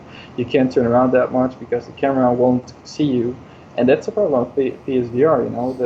The camera isn't that great, and the tracking isn't that great for games like this. So, I think they want to be sure the camera tracks you and they do it for you. But I would much rather prefer it if I could stand up when I want, sit down when I want, crouching down. That's going to be hard because I'm playing in the living room and I have to move everything when I want to crouch down. So, but I think that's the fault of the game. I think that there needs to be a box check on check if I want to do automatically sitting down or standing up. How do you That play it? How do you play it? Sitting down? sitting down, it's I enjoy it like a movie, so I'm sitting down. But But but sometimes, what about when you yeah, are fully like in the game, when you're actually standing up and you're not crouched, but you're playing it sitting down? Don't you feel like this isn't quite right? it's a little bit weird. Not that much. It doesn't bother me like it bothers you, I think. Yeah. What about like the node teleportation? Do you feel like they have to do that? Like, could they have come up with any other way? Or do you think that they have to do that because they have to know where you're at? They have to know where you're looking to be able to make it this like incredible movie like experience the way it is. I think it's insane what they've done with PSVR and PS4 to get these graphics, to get these cinematics, to get these motion caps. People, it won't be possible if you have free locomotion. If you, I think the tracking wouldn't get it. But I think also you'll be looking at the wrong things. You'll be missing out on the action. All the awesome explosions, you won't even see them because you're too busy looking at the textures of something. And so I think they do a great job. And I think the purpose of the game is to show you these action scenes to make you feel like you're awesome, and not to give you a lot of freedom. That's a different kind of game. If you want that, don't buy Blood Truth. It's on rails, and yeah, it's different. What about what you were just talking about right there? You made a very interesting point. You were saying what these people have accomplished on a freaking regular PlayStation 4 with the crappy tracking and the crappy controllers and everything, but still, despite all of that, this experience that they've delivered, like this gives us a glimpse at like our VR future when like really, really, really good developers have the support and have the time to make a game. This is the type of incredible stuff that they can achieve. But then my question is, well, what about Oculus, man? They had $250 million. They were handing it out like freaking hot cross buns, okay? Giving it to NXIL Entertainment and Tripwire Interactive and Insomniac. And and they've been given all this money everywhere, but why doesn't Oculus have something that is like looking this good? Like, are the developers just not that good? Like, I mean, we've got Insomniac, we've got some good developers, or is it that like the developers are doing the game, but like Respawn Entertainment? Here's an example. Okay, so Respawn Entertainment is making a big Oculus game, but is it the real Respawn Entertainment, or is it like the guys in the back? It's like, oh, this team over here, the interns, they're the ones making the Oculus game. The real Respawn Entertainment is working on Apex Legends 2 or Titanfall 3 or something like that. You know what I mean? It's like, why doesn't Oculus, like, why don't we have some just unbelievably incredible Oculus Rift game looking at what this was accomplished with crappy tracking, one camera, the power of PlayStation 4, which is limited in a major way? Like, it almost makes it seem like Oculus is slipping here. Yeah, I think Lone Echo was kind of good. I was kind of jealous of you that you guys had Lone Echo, but you were talking about distributing money. It's not only that. I think you have to work together with a team because PlayStation, they know their limitations of the hardware, and they have to convey and they have to talk a lot with their developers to make it this good. I think the Astrobot, same thing. I think they talked a lot with Sony, and they really looked at what's the problem with this headset, what can we do to make it great, and it needs a lot of time as well. So I'm not quite sure if the developers don't see all the ins and outs of the stuff, and it's PC, so you don't have this system that's always like this. Maybe you don't know how much of a graphic card people have, how much. It's harder to develop games, I think, for PC because there are that many different That systems. is true. That actually is a very important point that you just made right there. It's all the different graphics cards, all the different memory configurations, people on AMD, people on Nvidia, people on Intel and AMD for the CPU. That is true. With the PlayStation 4, They've got two specs. They've got OG PlayStation 4, they got PlayStation 4 Pro, that is it. And with Oculus Quest, it's one spec. Do you kind of like that?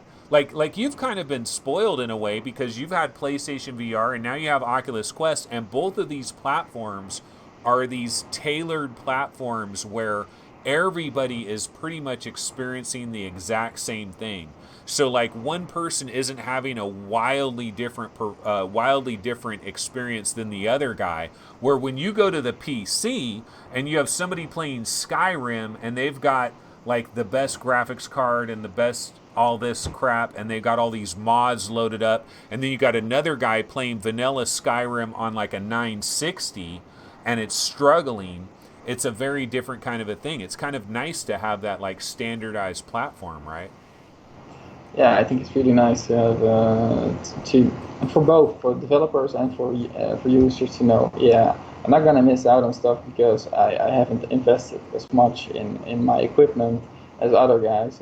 It's something it's reassuring, and when you buy something, it's gonna run. Maybe it's not as good as it would be on a good PC, but it's gonna run. It's gonna work, and it's easy. And like I said, the Quest is the same thing. When I buy something on a Quest, I know it's gonna run. It's gonna be easy. I'm gonna get into it like in a few minutes max. So yeah, that's a good thing, I think. Yeah. Brandon in chat says, "Does Anthony not know that Respawn is developing the new Star Wars game, Star Wars Jedi Fallen Order?" Yeah, I'm aware of that, but honestly, I'll be honest with you, Brandon.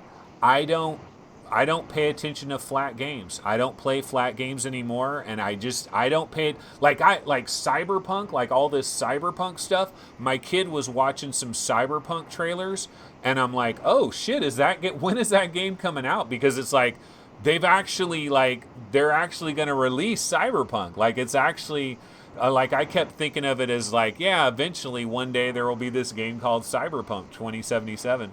But yeah, no, I don't keep up on flat games. But why don't we switch over to Trover? Let me find a Trover because I've played a little bit of Trover. I haven't played all of Trover. Have you finished Trover?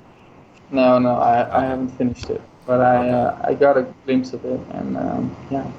So you buy you bought it on PSVR or okay. I, I I try to buy everything physically because sometimes I'd like to lend some games. I know a couple of guys that have PSVR, and it's cool to be able to give somebody a game or lend somebody a game if you'd like to. So I buy it physically if I can. Yeah, yeah. So have you always been a fan of like Justin Roiland? Do you watch like the different TV shows and stuff that they've had, or is that kind of new to you and you're just like into this because it's like a cool idea?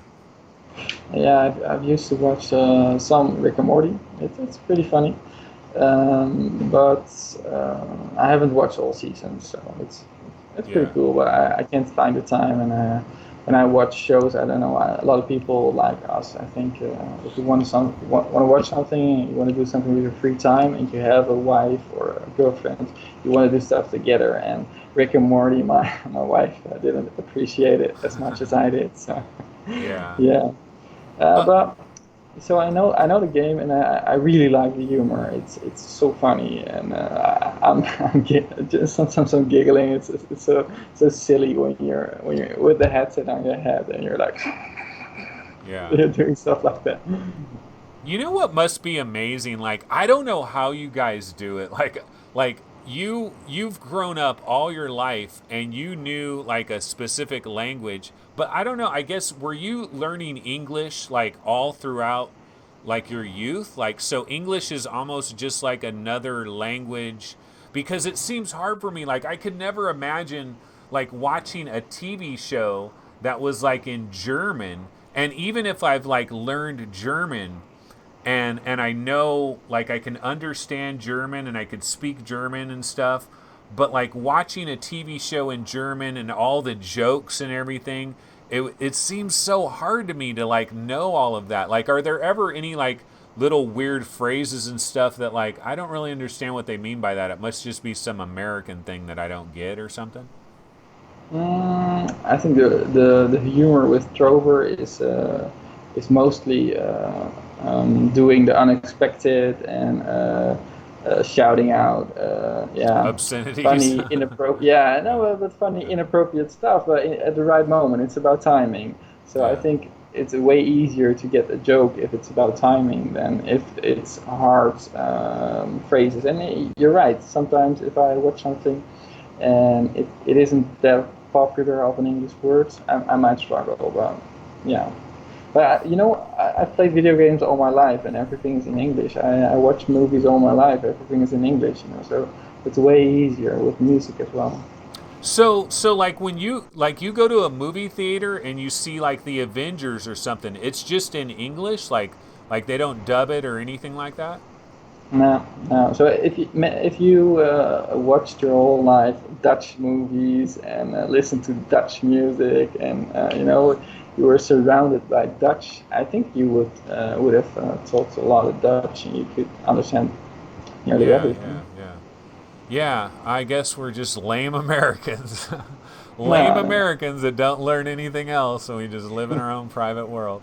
So ultimately, so this game is $30 though, and you feel no. like some of the things that you have said tells me like you're a little bit price conscious from the standpoint like you don't want to overpay for stuff.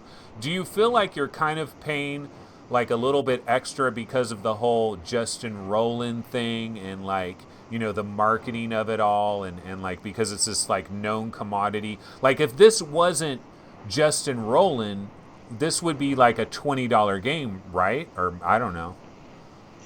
Yeah, I think you're right. But I have to say, I think I play on a Pro, but I think the graphics look really solid. It's sometimes you have, you talk about the Vaseline effect all the time with Oh yeah, PlayStation, yeah. and that's right. But I don't think it's that much present in Trover. So that's good. The graphics are good. I think the dialogue is so epic, and yeah, maybe it's because it's Justin Roiland, but if it was somebody else making jokes and doing this much of good dialogue in a game, I don't know, I wouldn't feel like I pay too much. No.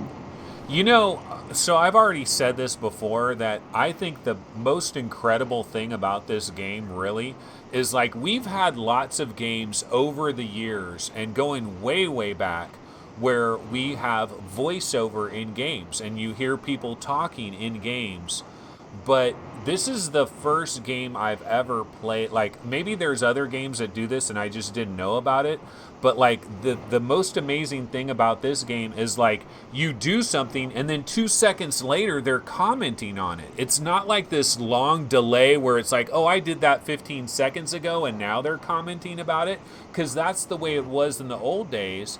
And that's the most amazing, and it's crystal clear, like the dialogue is perfect. It's basically like you're in a little cartoon. You're pretty much in a freaking cartoon. That's kind of crazy about it.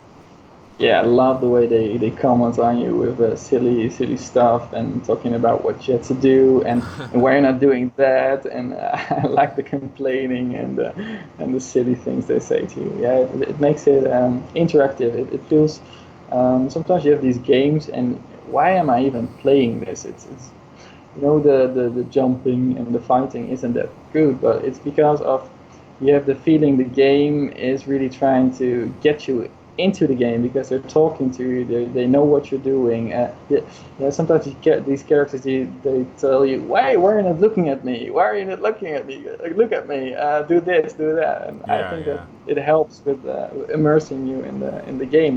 And I want to play more of the game because of that. How many levels have you seen in this?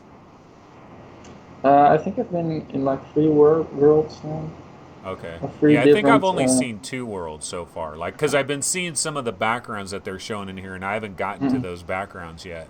But yeah, I definitely need to get back into it. It is hilarious. It is like this is the best of its kind. Like this is their best game. This is the best Squanch games. Like accounting plus, all of that was good, but like this is like a real freaking game.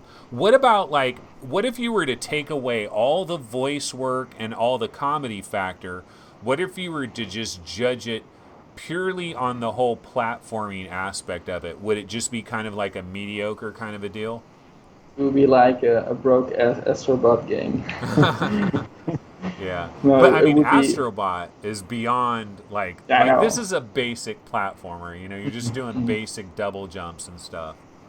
It would be okay. It would be okay, but I think if it was only that, it would be cool like 2 years ago, and now it would be like I need a little bit more. So I don't think it's that awesome the platforming, but Yeah. it's the humor and everything that's extra that makes it a good game. But for you as a VR player, like you're okay with third person. So you'll play an Astrobot, you'll play a Bound or something like that. Like you're okay with like being removed from the character. Like cuz some people some people will look at Trover and they'll be like, "Ah, it looks funny and stuff, but it's third person. I'm not going to do that." Yeah, I'm okay with that. You're okay with that. Yeah, it's Um, easy to answer. Yeah, that's a good thing. It's definitely a good thing. Well, we've been going for a while. I don't know how hungry I, you are, but oh, I go ahead. just I just wanted to talk a little bit about what I want from the Quest because I have this new thing, I have the Quest, and I feel like there's some stuff that needs to come, and I don't know if it's gonna happen because I had a go for a little while, and the thing about the Quest is you get really easy in games, and I have a lot of games on the PSVR that are smaller, and I'm not willing to play those because it takes too much effort to get into them. Starbear Taxi and stuff like the rhythm action games and stuff like that. to get in a game like that, you don't want to get a lot of hassle and do a lot of stuff.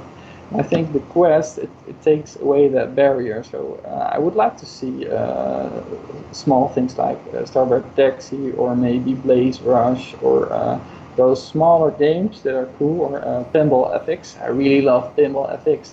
You know what they could do? They could make like an arcade in your own home and have like a peripheral, and that the Quest can see it, and you can play like in your own home in the arcade, and have maybe multiplayer with people next to you playing stuff. That's only possible when it's wireless and when it's easy to get into.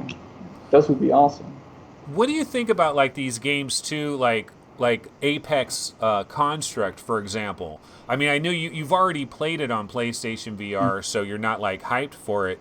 But like when you see people go into a park, you know, and they turn off the, I mean, they turn on developer mode and they turn off their Guardian and they're just running around. We've also seen videos. I think I still have a video on here where it's like these guys did this little experiment. Let me see if I can find it real quick.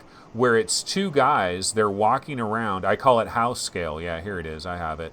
Now, apparently, this developer, this is a demo, and they're showing this large mapped area, 35 feet by 65 feet, and they're not even making this game, but this was like done for some kind of game jam, and that guy's standing next to that guy. Look, he sees the inverse kinematics, like a full body, the full body. He's seeing that guy right there, and now they're playing in this big ass office building, and they're walking around, and it's real time.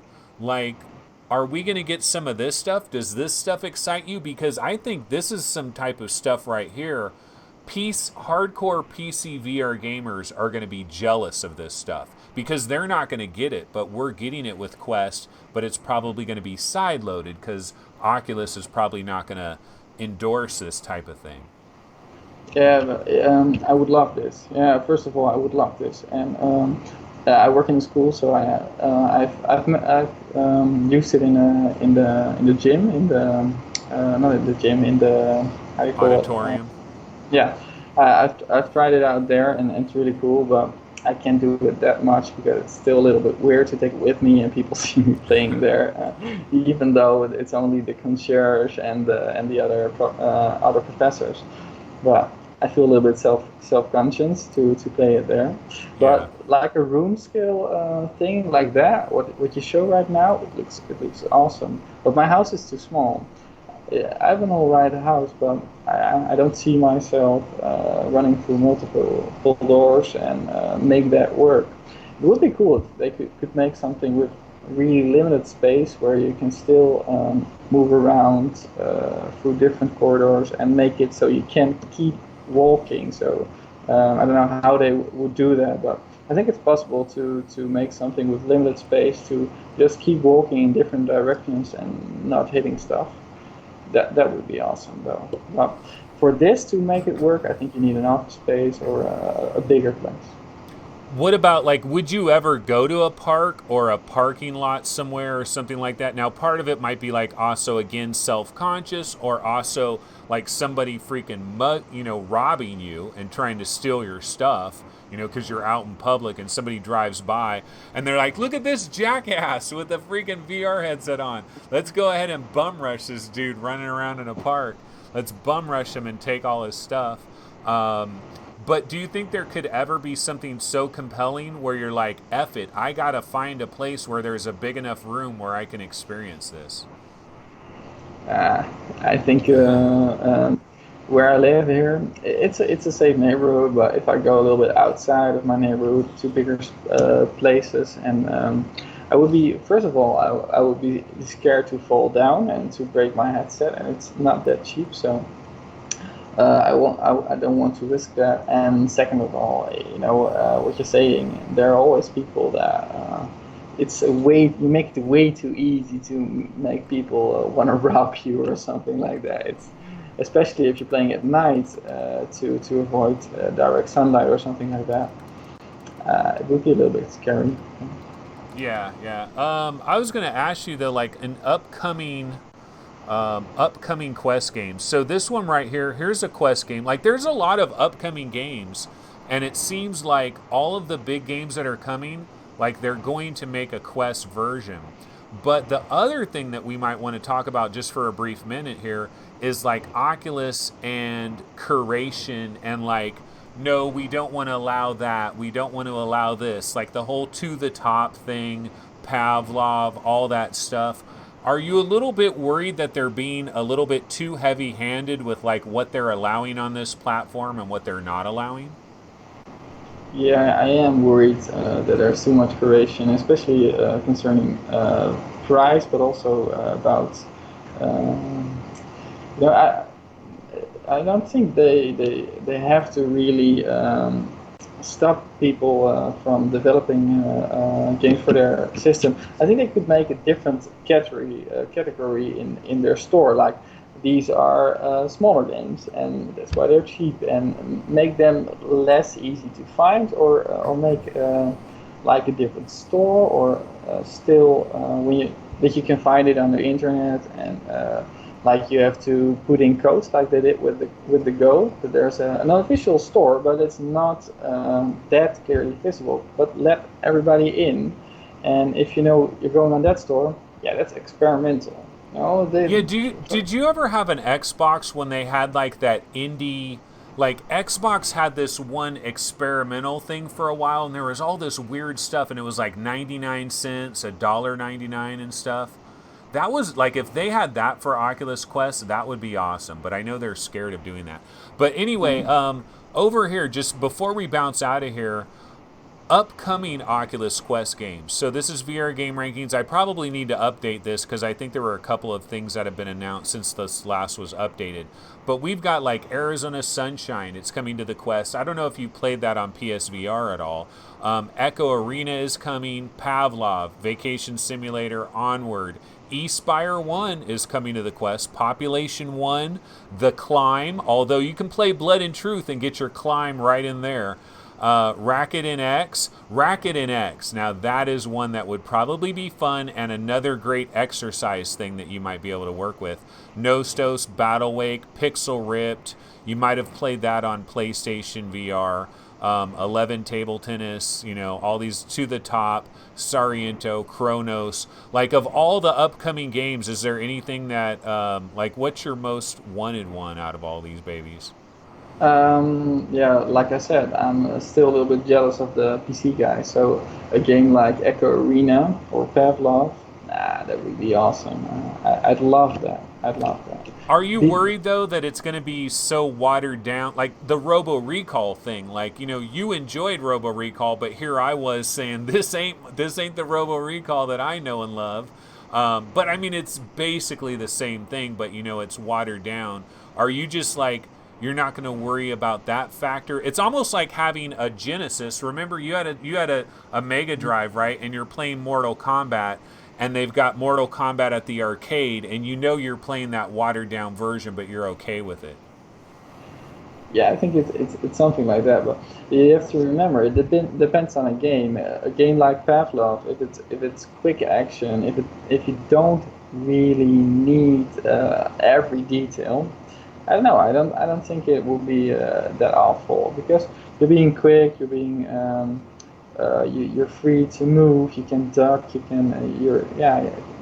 The freedom is really helping. I think in a game like this. So being free in a game like Echo Arena or Pavlov or games like that, I think that that'll be a big plus for your gaming. Did you play Pixel Ripped or To the Top on PlayStation VR at all? Yeah, and like To the Top. I don't play that as much because it's too much to get into, and it And works. turning around, you know, Yeah, turning yeah, around. Yeah. that'd be awesome on a Quest. Yeah, so yeah, I have lots of games to get into. I want to buy a lot, but Oculus is really slow in releasing the new games, and I kind of Well, I mean, there's a couple that have come out recently. I was kind of surprised they actually have a couple that are coming out. they're Let's take a look they're at really small. PlayStation VR. So PlayStation VR, you know, a lot of games have already released. I know you probably need to get to bed pretty soon here, and I've got to get something to eat because I am starving. But PlayStation VR, I was trying to update this the other day. So No Man's Sky, Iron Man, Walking Dead Onslaught, Espire 1, Star Child. We haven't heard anything about this for a million years. Gorn, Sniper Elite, which that Budget Cuts is coming to PlayStation VR, and you've never played Budget Cuts, right? The Damned, Dreams, Undead Citadel. You know, some of these same games like Shadow Legend on PlayStation VR and Quest, Wolfenstein Cyberpilot, etc., etc. Paper Beasts, that one looks. Scraper is coming really soon. Sariento's coming really soon, and just some other games like that. But is there anything on PlayStation VR that you're like really anticipating? What about No Man's Sky? Is that going to be a game for you? Yeah, I'm not scared of investing some hours in No Man's Sky, and I would love to have a chill game like. I know No Man's Sky it seems like really chill to play and discover and find new things. That would be awesome.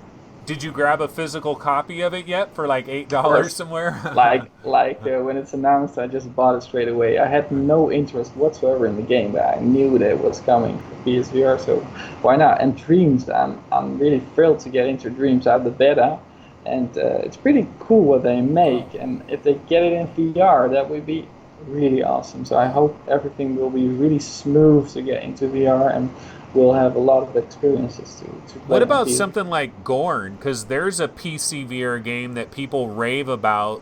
You've never experienced it. Now, it might come to Quest as well, but that's not been guaranteed. But it is apparently locked in for PlayStation VR.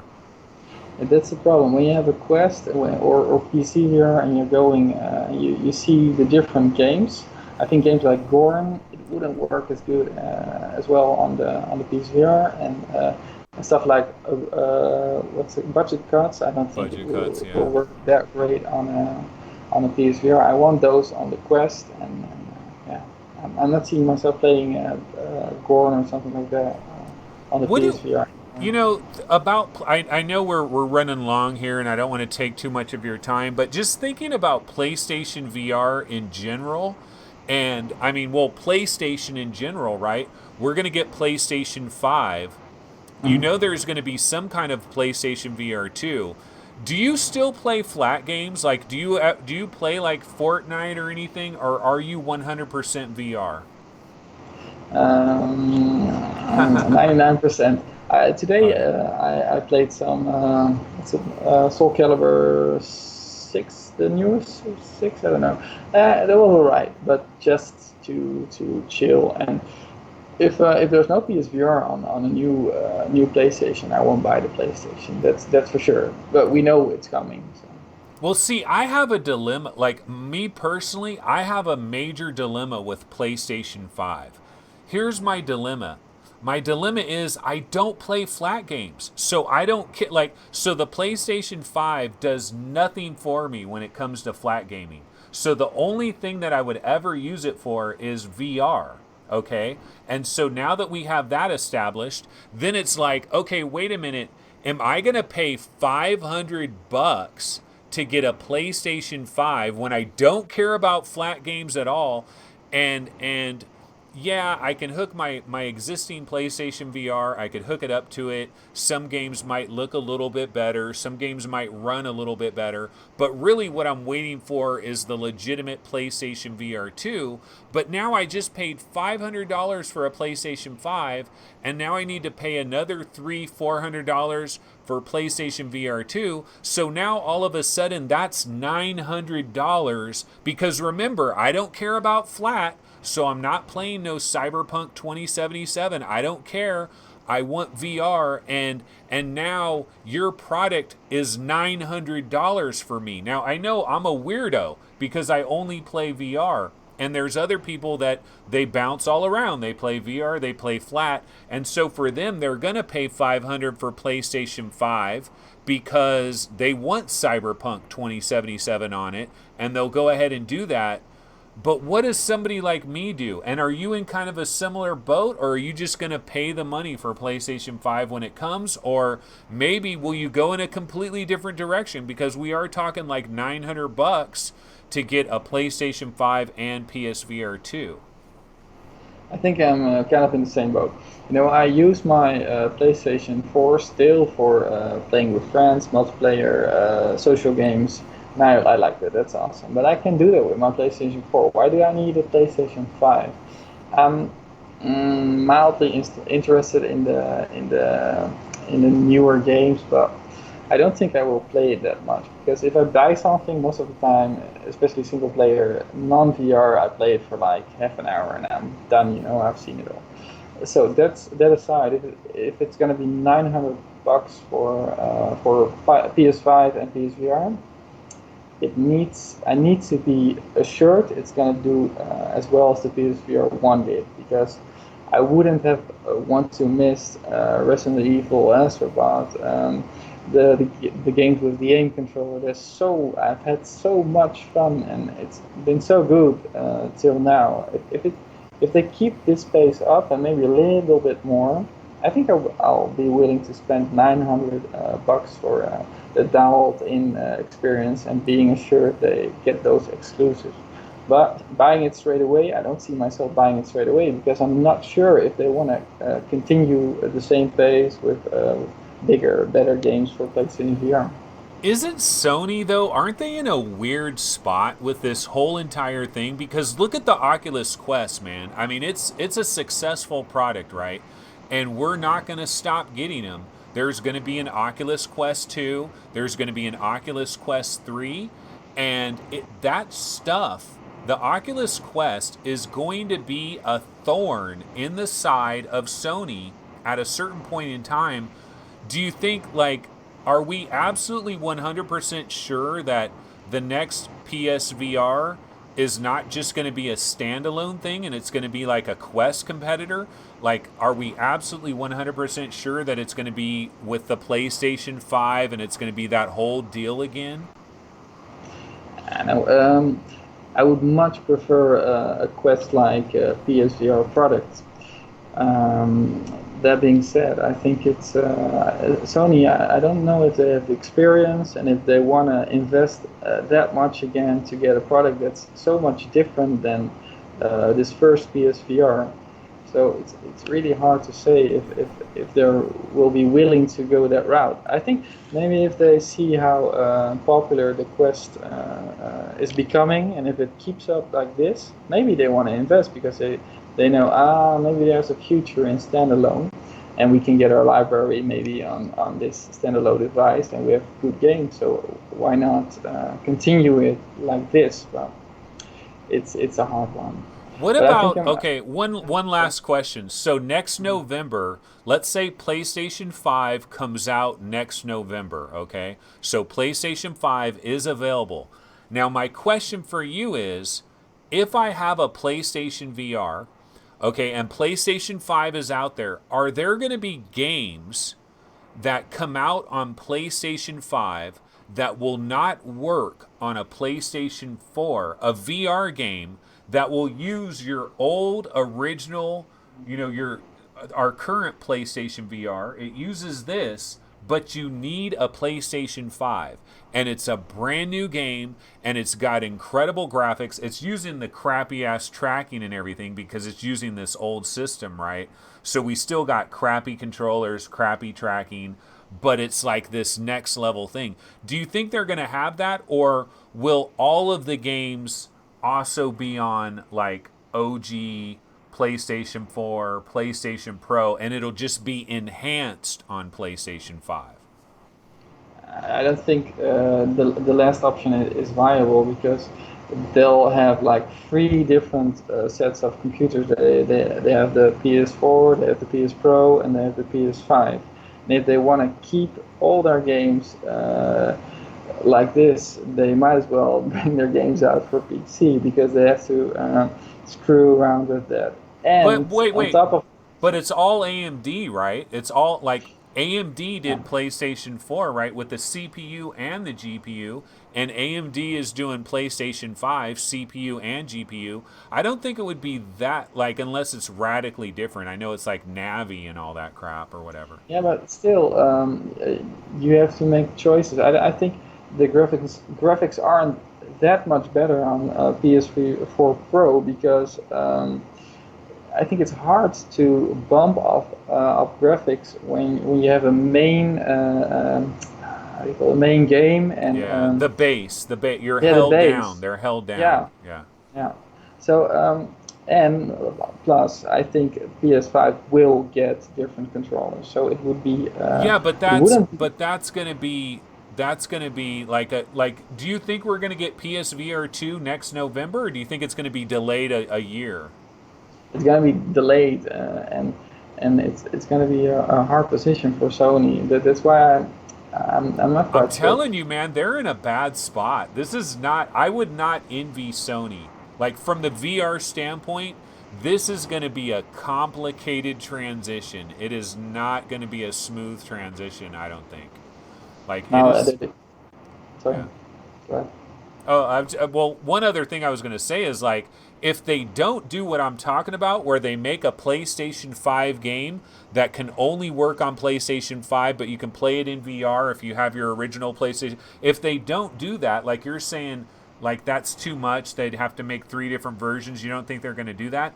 But if they don't do that, then what real incentive does not necessarily me because I'm in a weird situation, but like your average PlayStation VR gamer, what incentive do they have to go grab a PlayStation 5 next November? They don't, and I don't think a lot of PlayStation 4 VR gamers will buy it straight away. And that might not be necessarily a big problem for Sony, because it buys them some time to make up what they want and to get something up and running. But then again, they say they want to get the older games to work on the PS5, which I think is strange because you want different controllers, you want different ways to track your body, and I don't know how they will do it.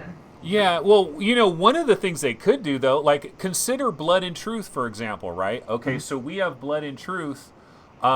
If they brought that, like if they took that Blood and Truth game on PlayStation 5, they're running it on PlayStation 5, they might be able to run that game at a native 120 frames because the original PlayStation VR headset is capable of 120 frames. There's 2 games that do it, Polybius and one other one. What's the other one? Polybius and Chorix. Polybius and Chorix both run natively at 120 frames. So some of these old PlayStation VR games might find new life. I mean, that's what they're going to say. It's like, oh, get a PlayStation 5 and now you can play Drive Club at 120 frames native. Although Drive Club has been basically disbanded and it's not available anymore. Yeah, but who wants to play these old games? You say to yourself, yeah, I want to try this out, and you're going to try it out for 5 minutes, and then you're fed up with an old game. So I don't think it's a big incentive to buy the PS5. So yeah, I don't see that going well. I just hope they figure something out, and if not, I'm gonna buy the Quest 2 or the Quest 3 or the Quest 5. Yeah, and that's Sony's problem right there, man. That's what people don't realize. Jim Hall says most likely I wouldn't buy a PlayStation 5 until PSVR 2 is out. Gerillo says PC VR gonna be king for still over a decade, but I love all these dreamers up in here. Greg's VR says PS5 will be PSVR 1 compatible, but PSVR 2 won't be. Huh? Okay, let's see. Yeah, that didn't really make sense. Lee Tobin is like, huh? That don't make sense. Let's see. Gerillo says, my Snapdragon 835 is almost as good as a 2080 Ti. Yeah, right. And Lefty007 says, the biggest issue I see is the tracking system.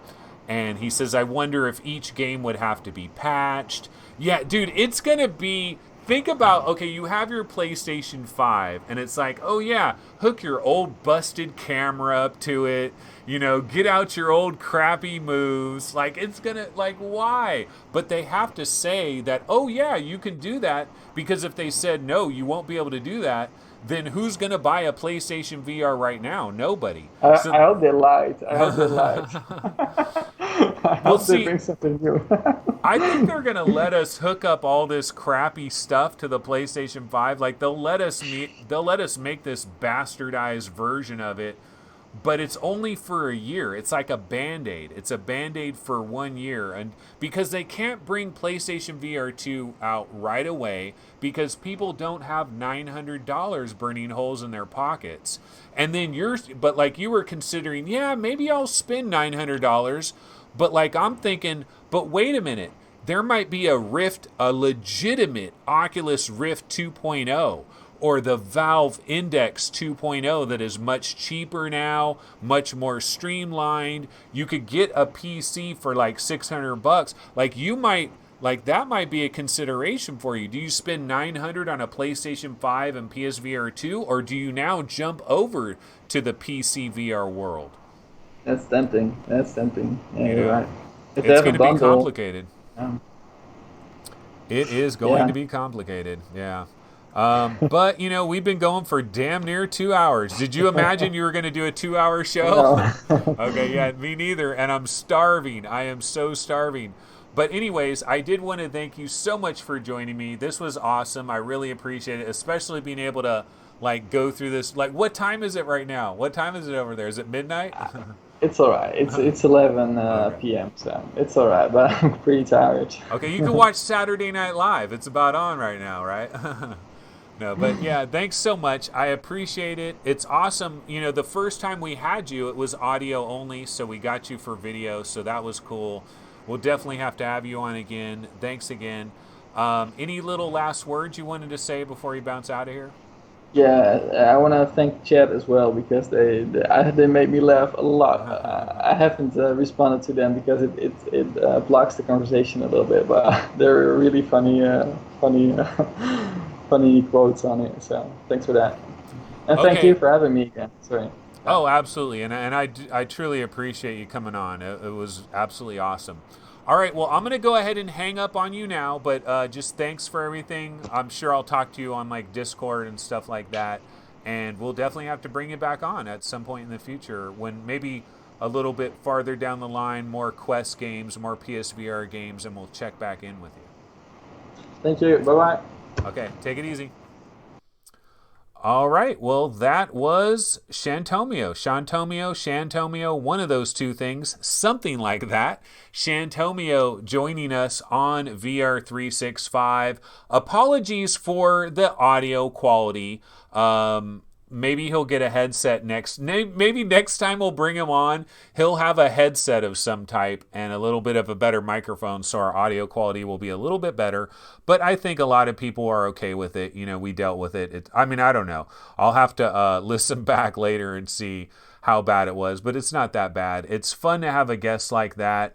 We talked a little bit about some Trover. We talked about some Blood and Truth. We talked about the Quest, and we talked about PCVR, why isn't he doing it? Why, when will he do it? Some of those kinds of things. And I thought all of that was good discussion and it was interesting. So that was great. One thing I forgot to mention, like the show. Yeah, go ahead and like this episode. Go ahead and subscribe. If you did want to donate to VR365, see, here's the thing, guys. We are not monetized on YouTube. And the only way that this show is going to continue to survive is through your gracious support. And I appreciate all the support that we've had so far. We do get PayPal donations. We do get Patreon supporters. But it is mission critical. It really is, because that is the only support that we have. And the show will not go into perpetuity without some kind of support. Some kind of support does have to come in, or I will eventually bounce out of here. That's not a threat. I'm not trying to threaten anybody. It's just the reality of it. But I absolutely appreciate your support. So if anybody wants to throw $1, here's another metaphysical minute for you guys at the very end on the outro, a metaphysical minute. So I was listening to this one thing, and the guy was talking about money. And he was talking about how we have all these negative attitudes about money. Money is the root of all evil. Rich people are miserable. All these little things that we have going on in our subconscious mind about money. And this one guy was saying one of the best things that you can think about from a standpoint of money, that money, the purpose of money, or wait, what is it? The sole purpose of money is to express appreciation. So when you go buy a brand new car and you pay like $30,000 or whatever for your brand new car, you're giving that $30,000 because you're saying, I appreciate this beautiful new car that is coming into my life. Or when you buy a new house and you're paying hundreds of thousands of dollars for that new house, you're expressing appreciation. When you go to Starbucks and you get that cup of coffee and you pay $2.75, you're expressing the money that you're handing over is an expression of your appreciation for that cup of coffee that you're about to get. So if you appreciate VR 365, you've got to express your appreciation, right? Which means you have to donate. You have to donate. Otherwise, you're not expressing your appreciation. So you've got to do it, brah. There's no other way around it. So in the show notes, there is a PayPal link. You can go Patreon as well. There's all kinds of ways that you can support this show. You can also support this show simply by spreading the word, getting it out there to additional people, because then maybe they will donate. Maybe you won't, but maybe they will. That's the other option as well. Also, I did want to say too, tomorrow we're twitching it up, baby. We are on Twitch. It is an exclusive. Twitch has the exclusive rights to VR 365 on Tuesdays, Thursdays, and Sundays. It is 100% exclusive. And so you want to bounce over to Twitch tomorrow around 11:30 a.m. roughly after the VR Roundtable episode. I will be over there on Twitch. I will be twitching it up. Yeah, express your appreciation, homies. Go ahead and do it. I got to bounce the hell out of here. It is Saturday.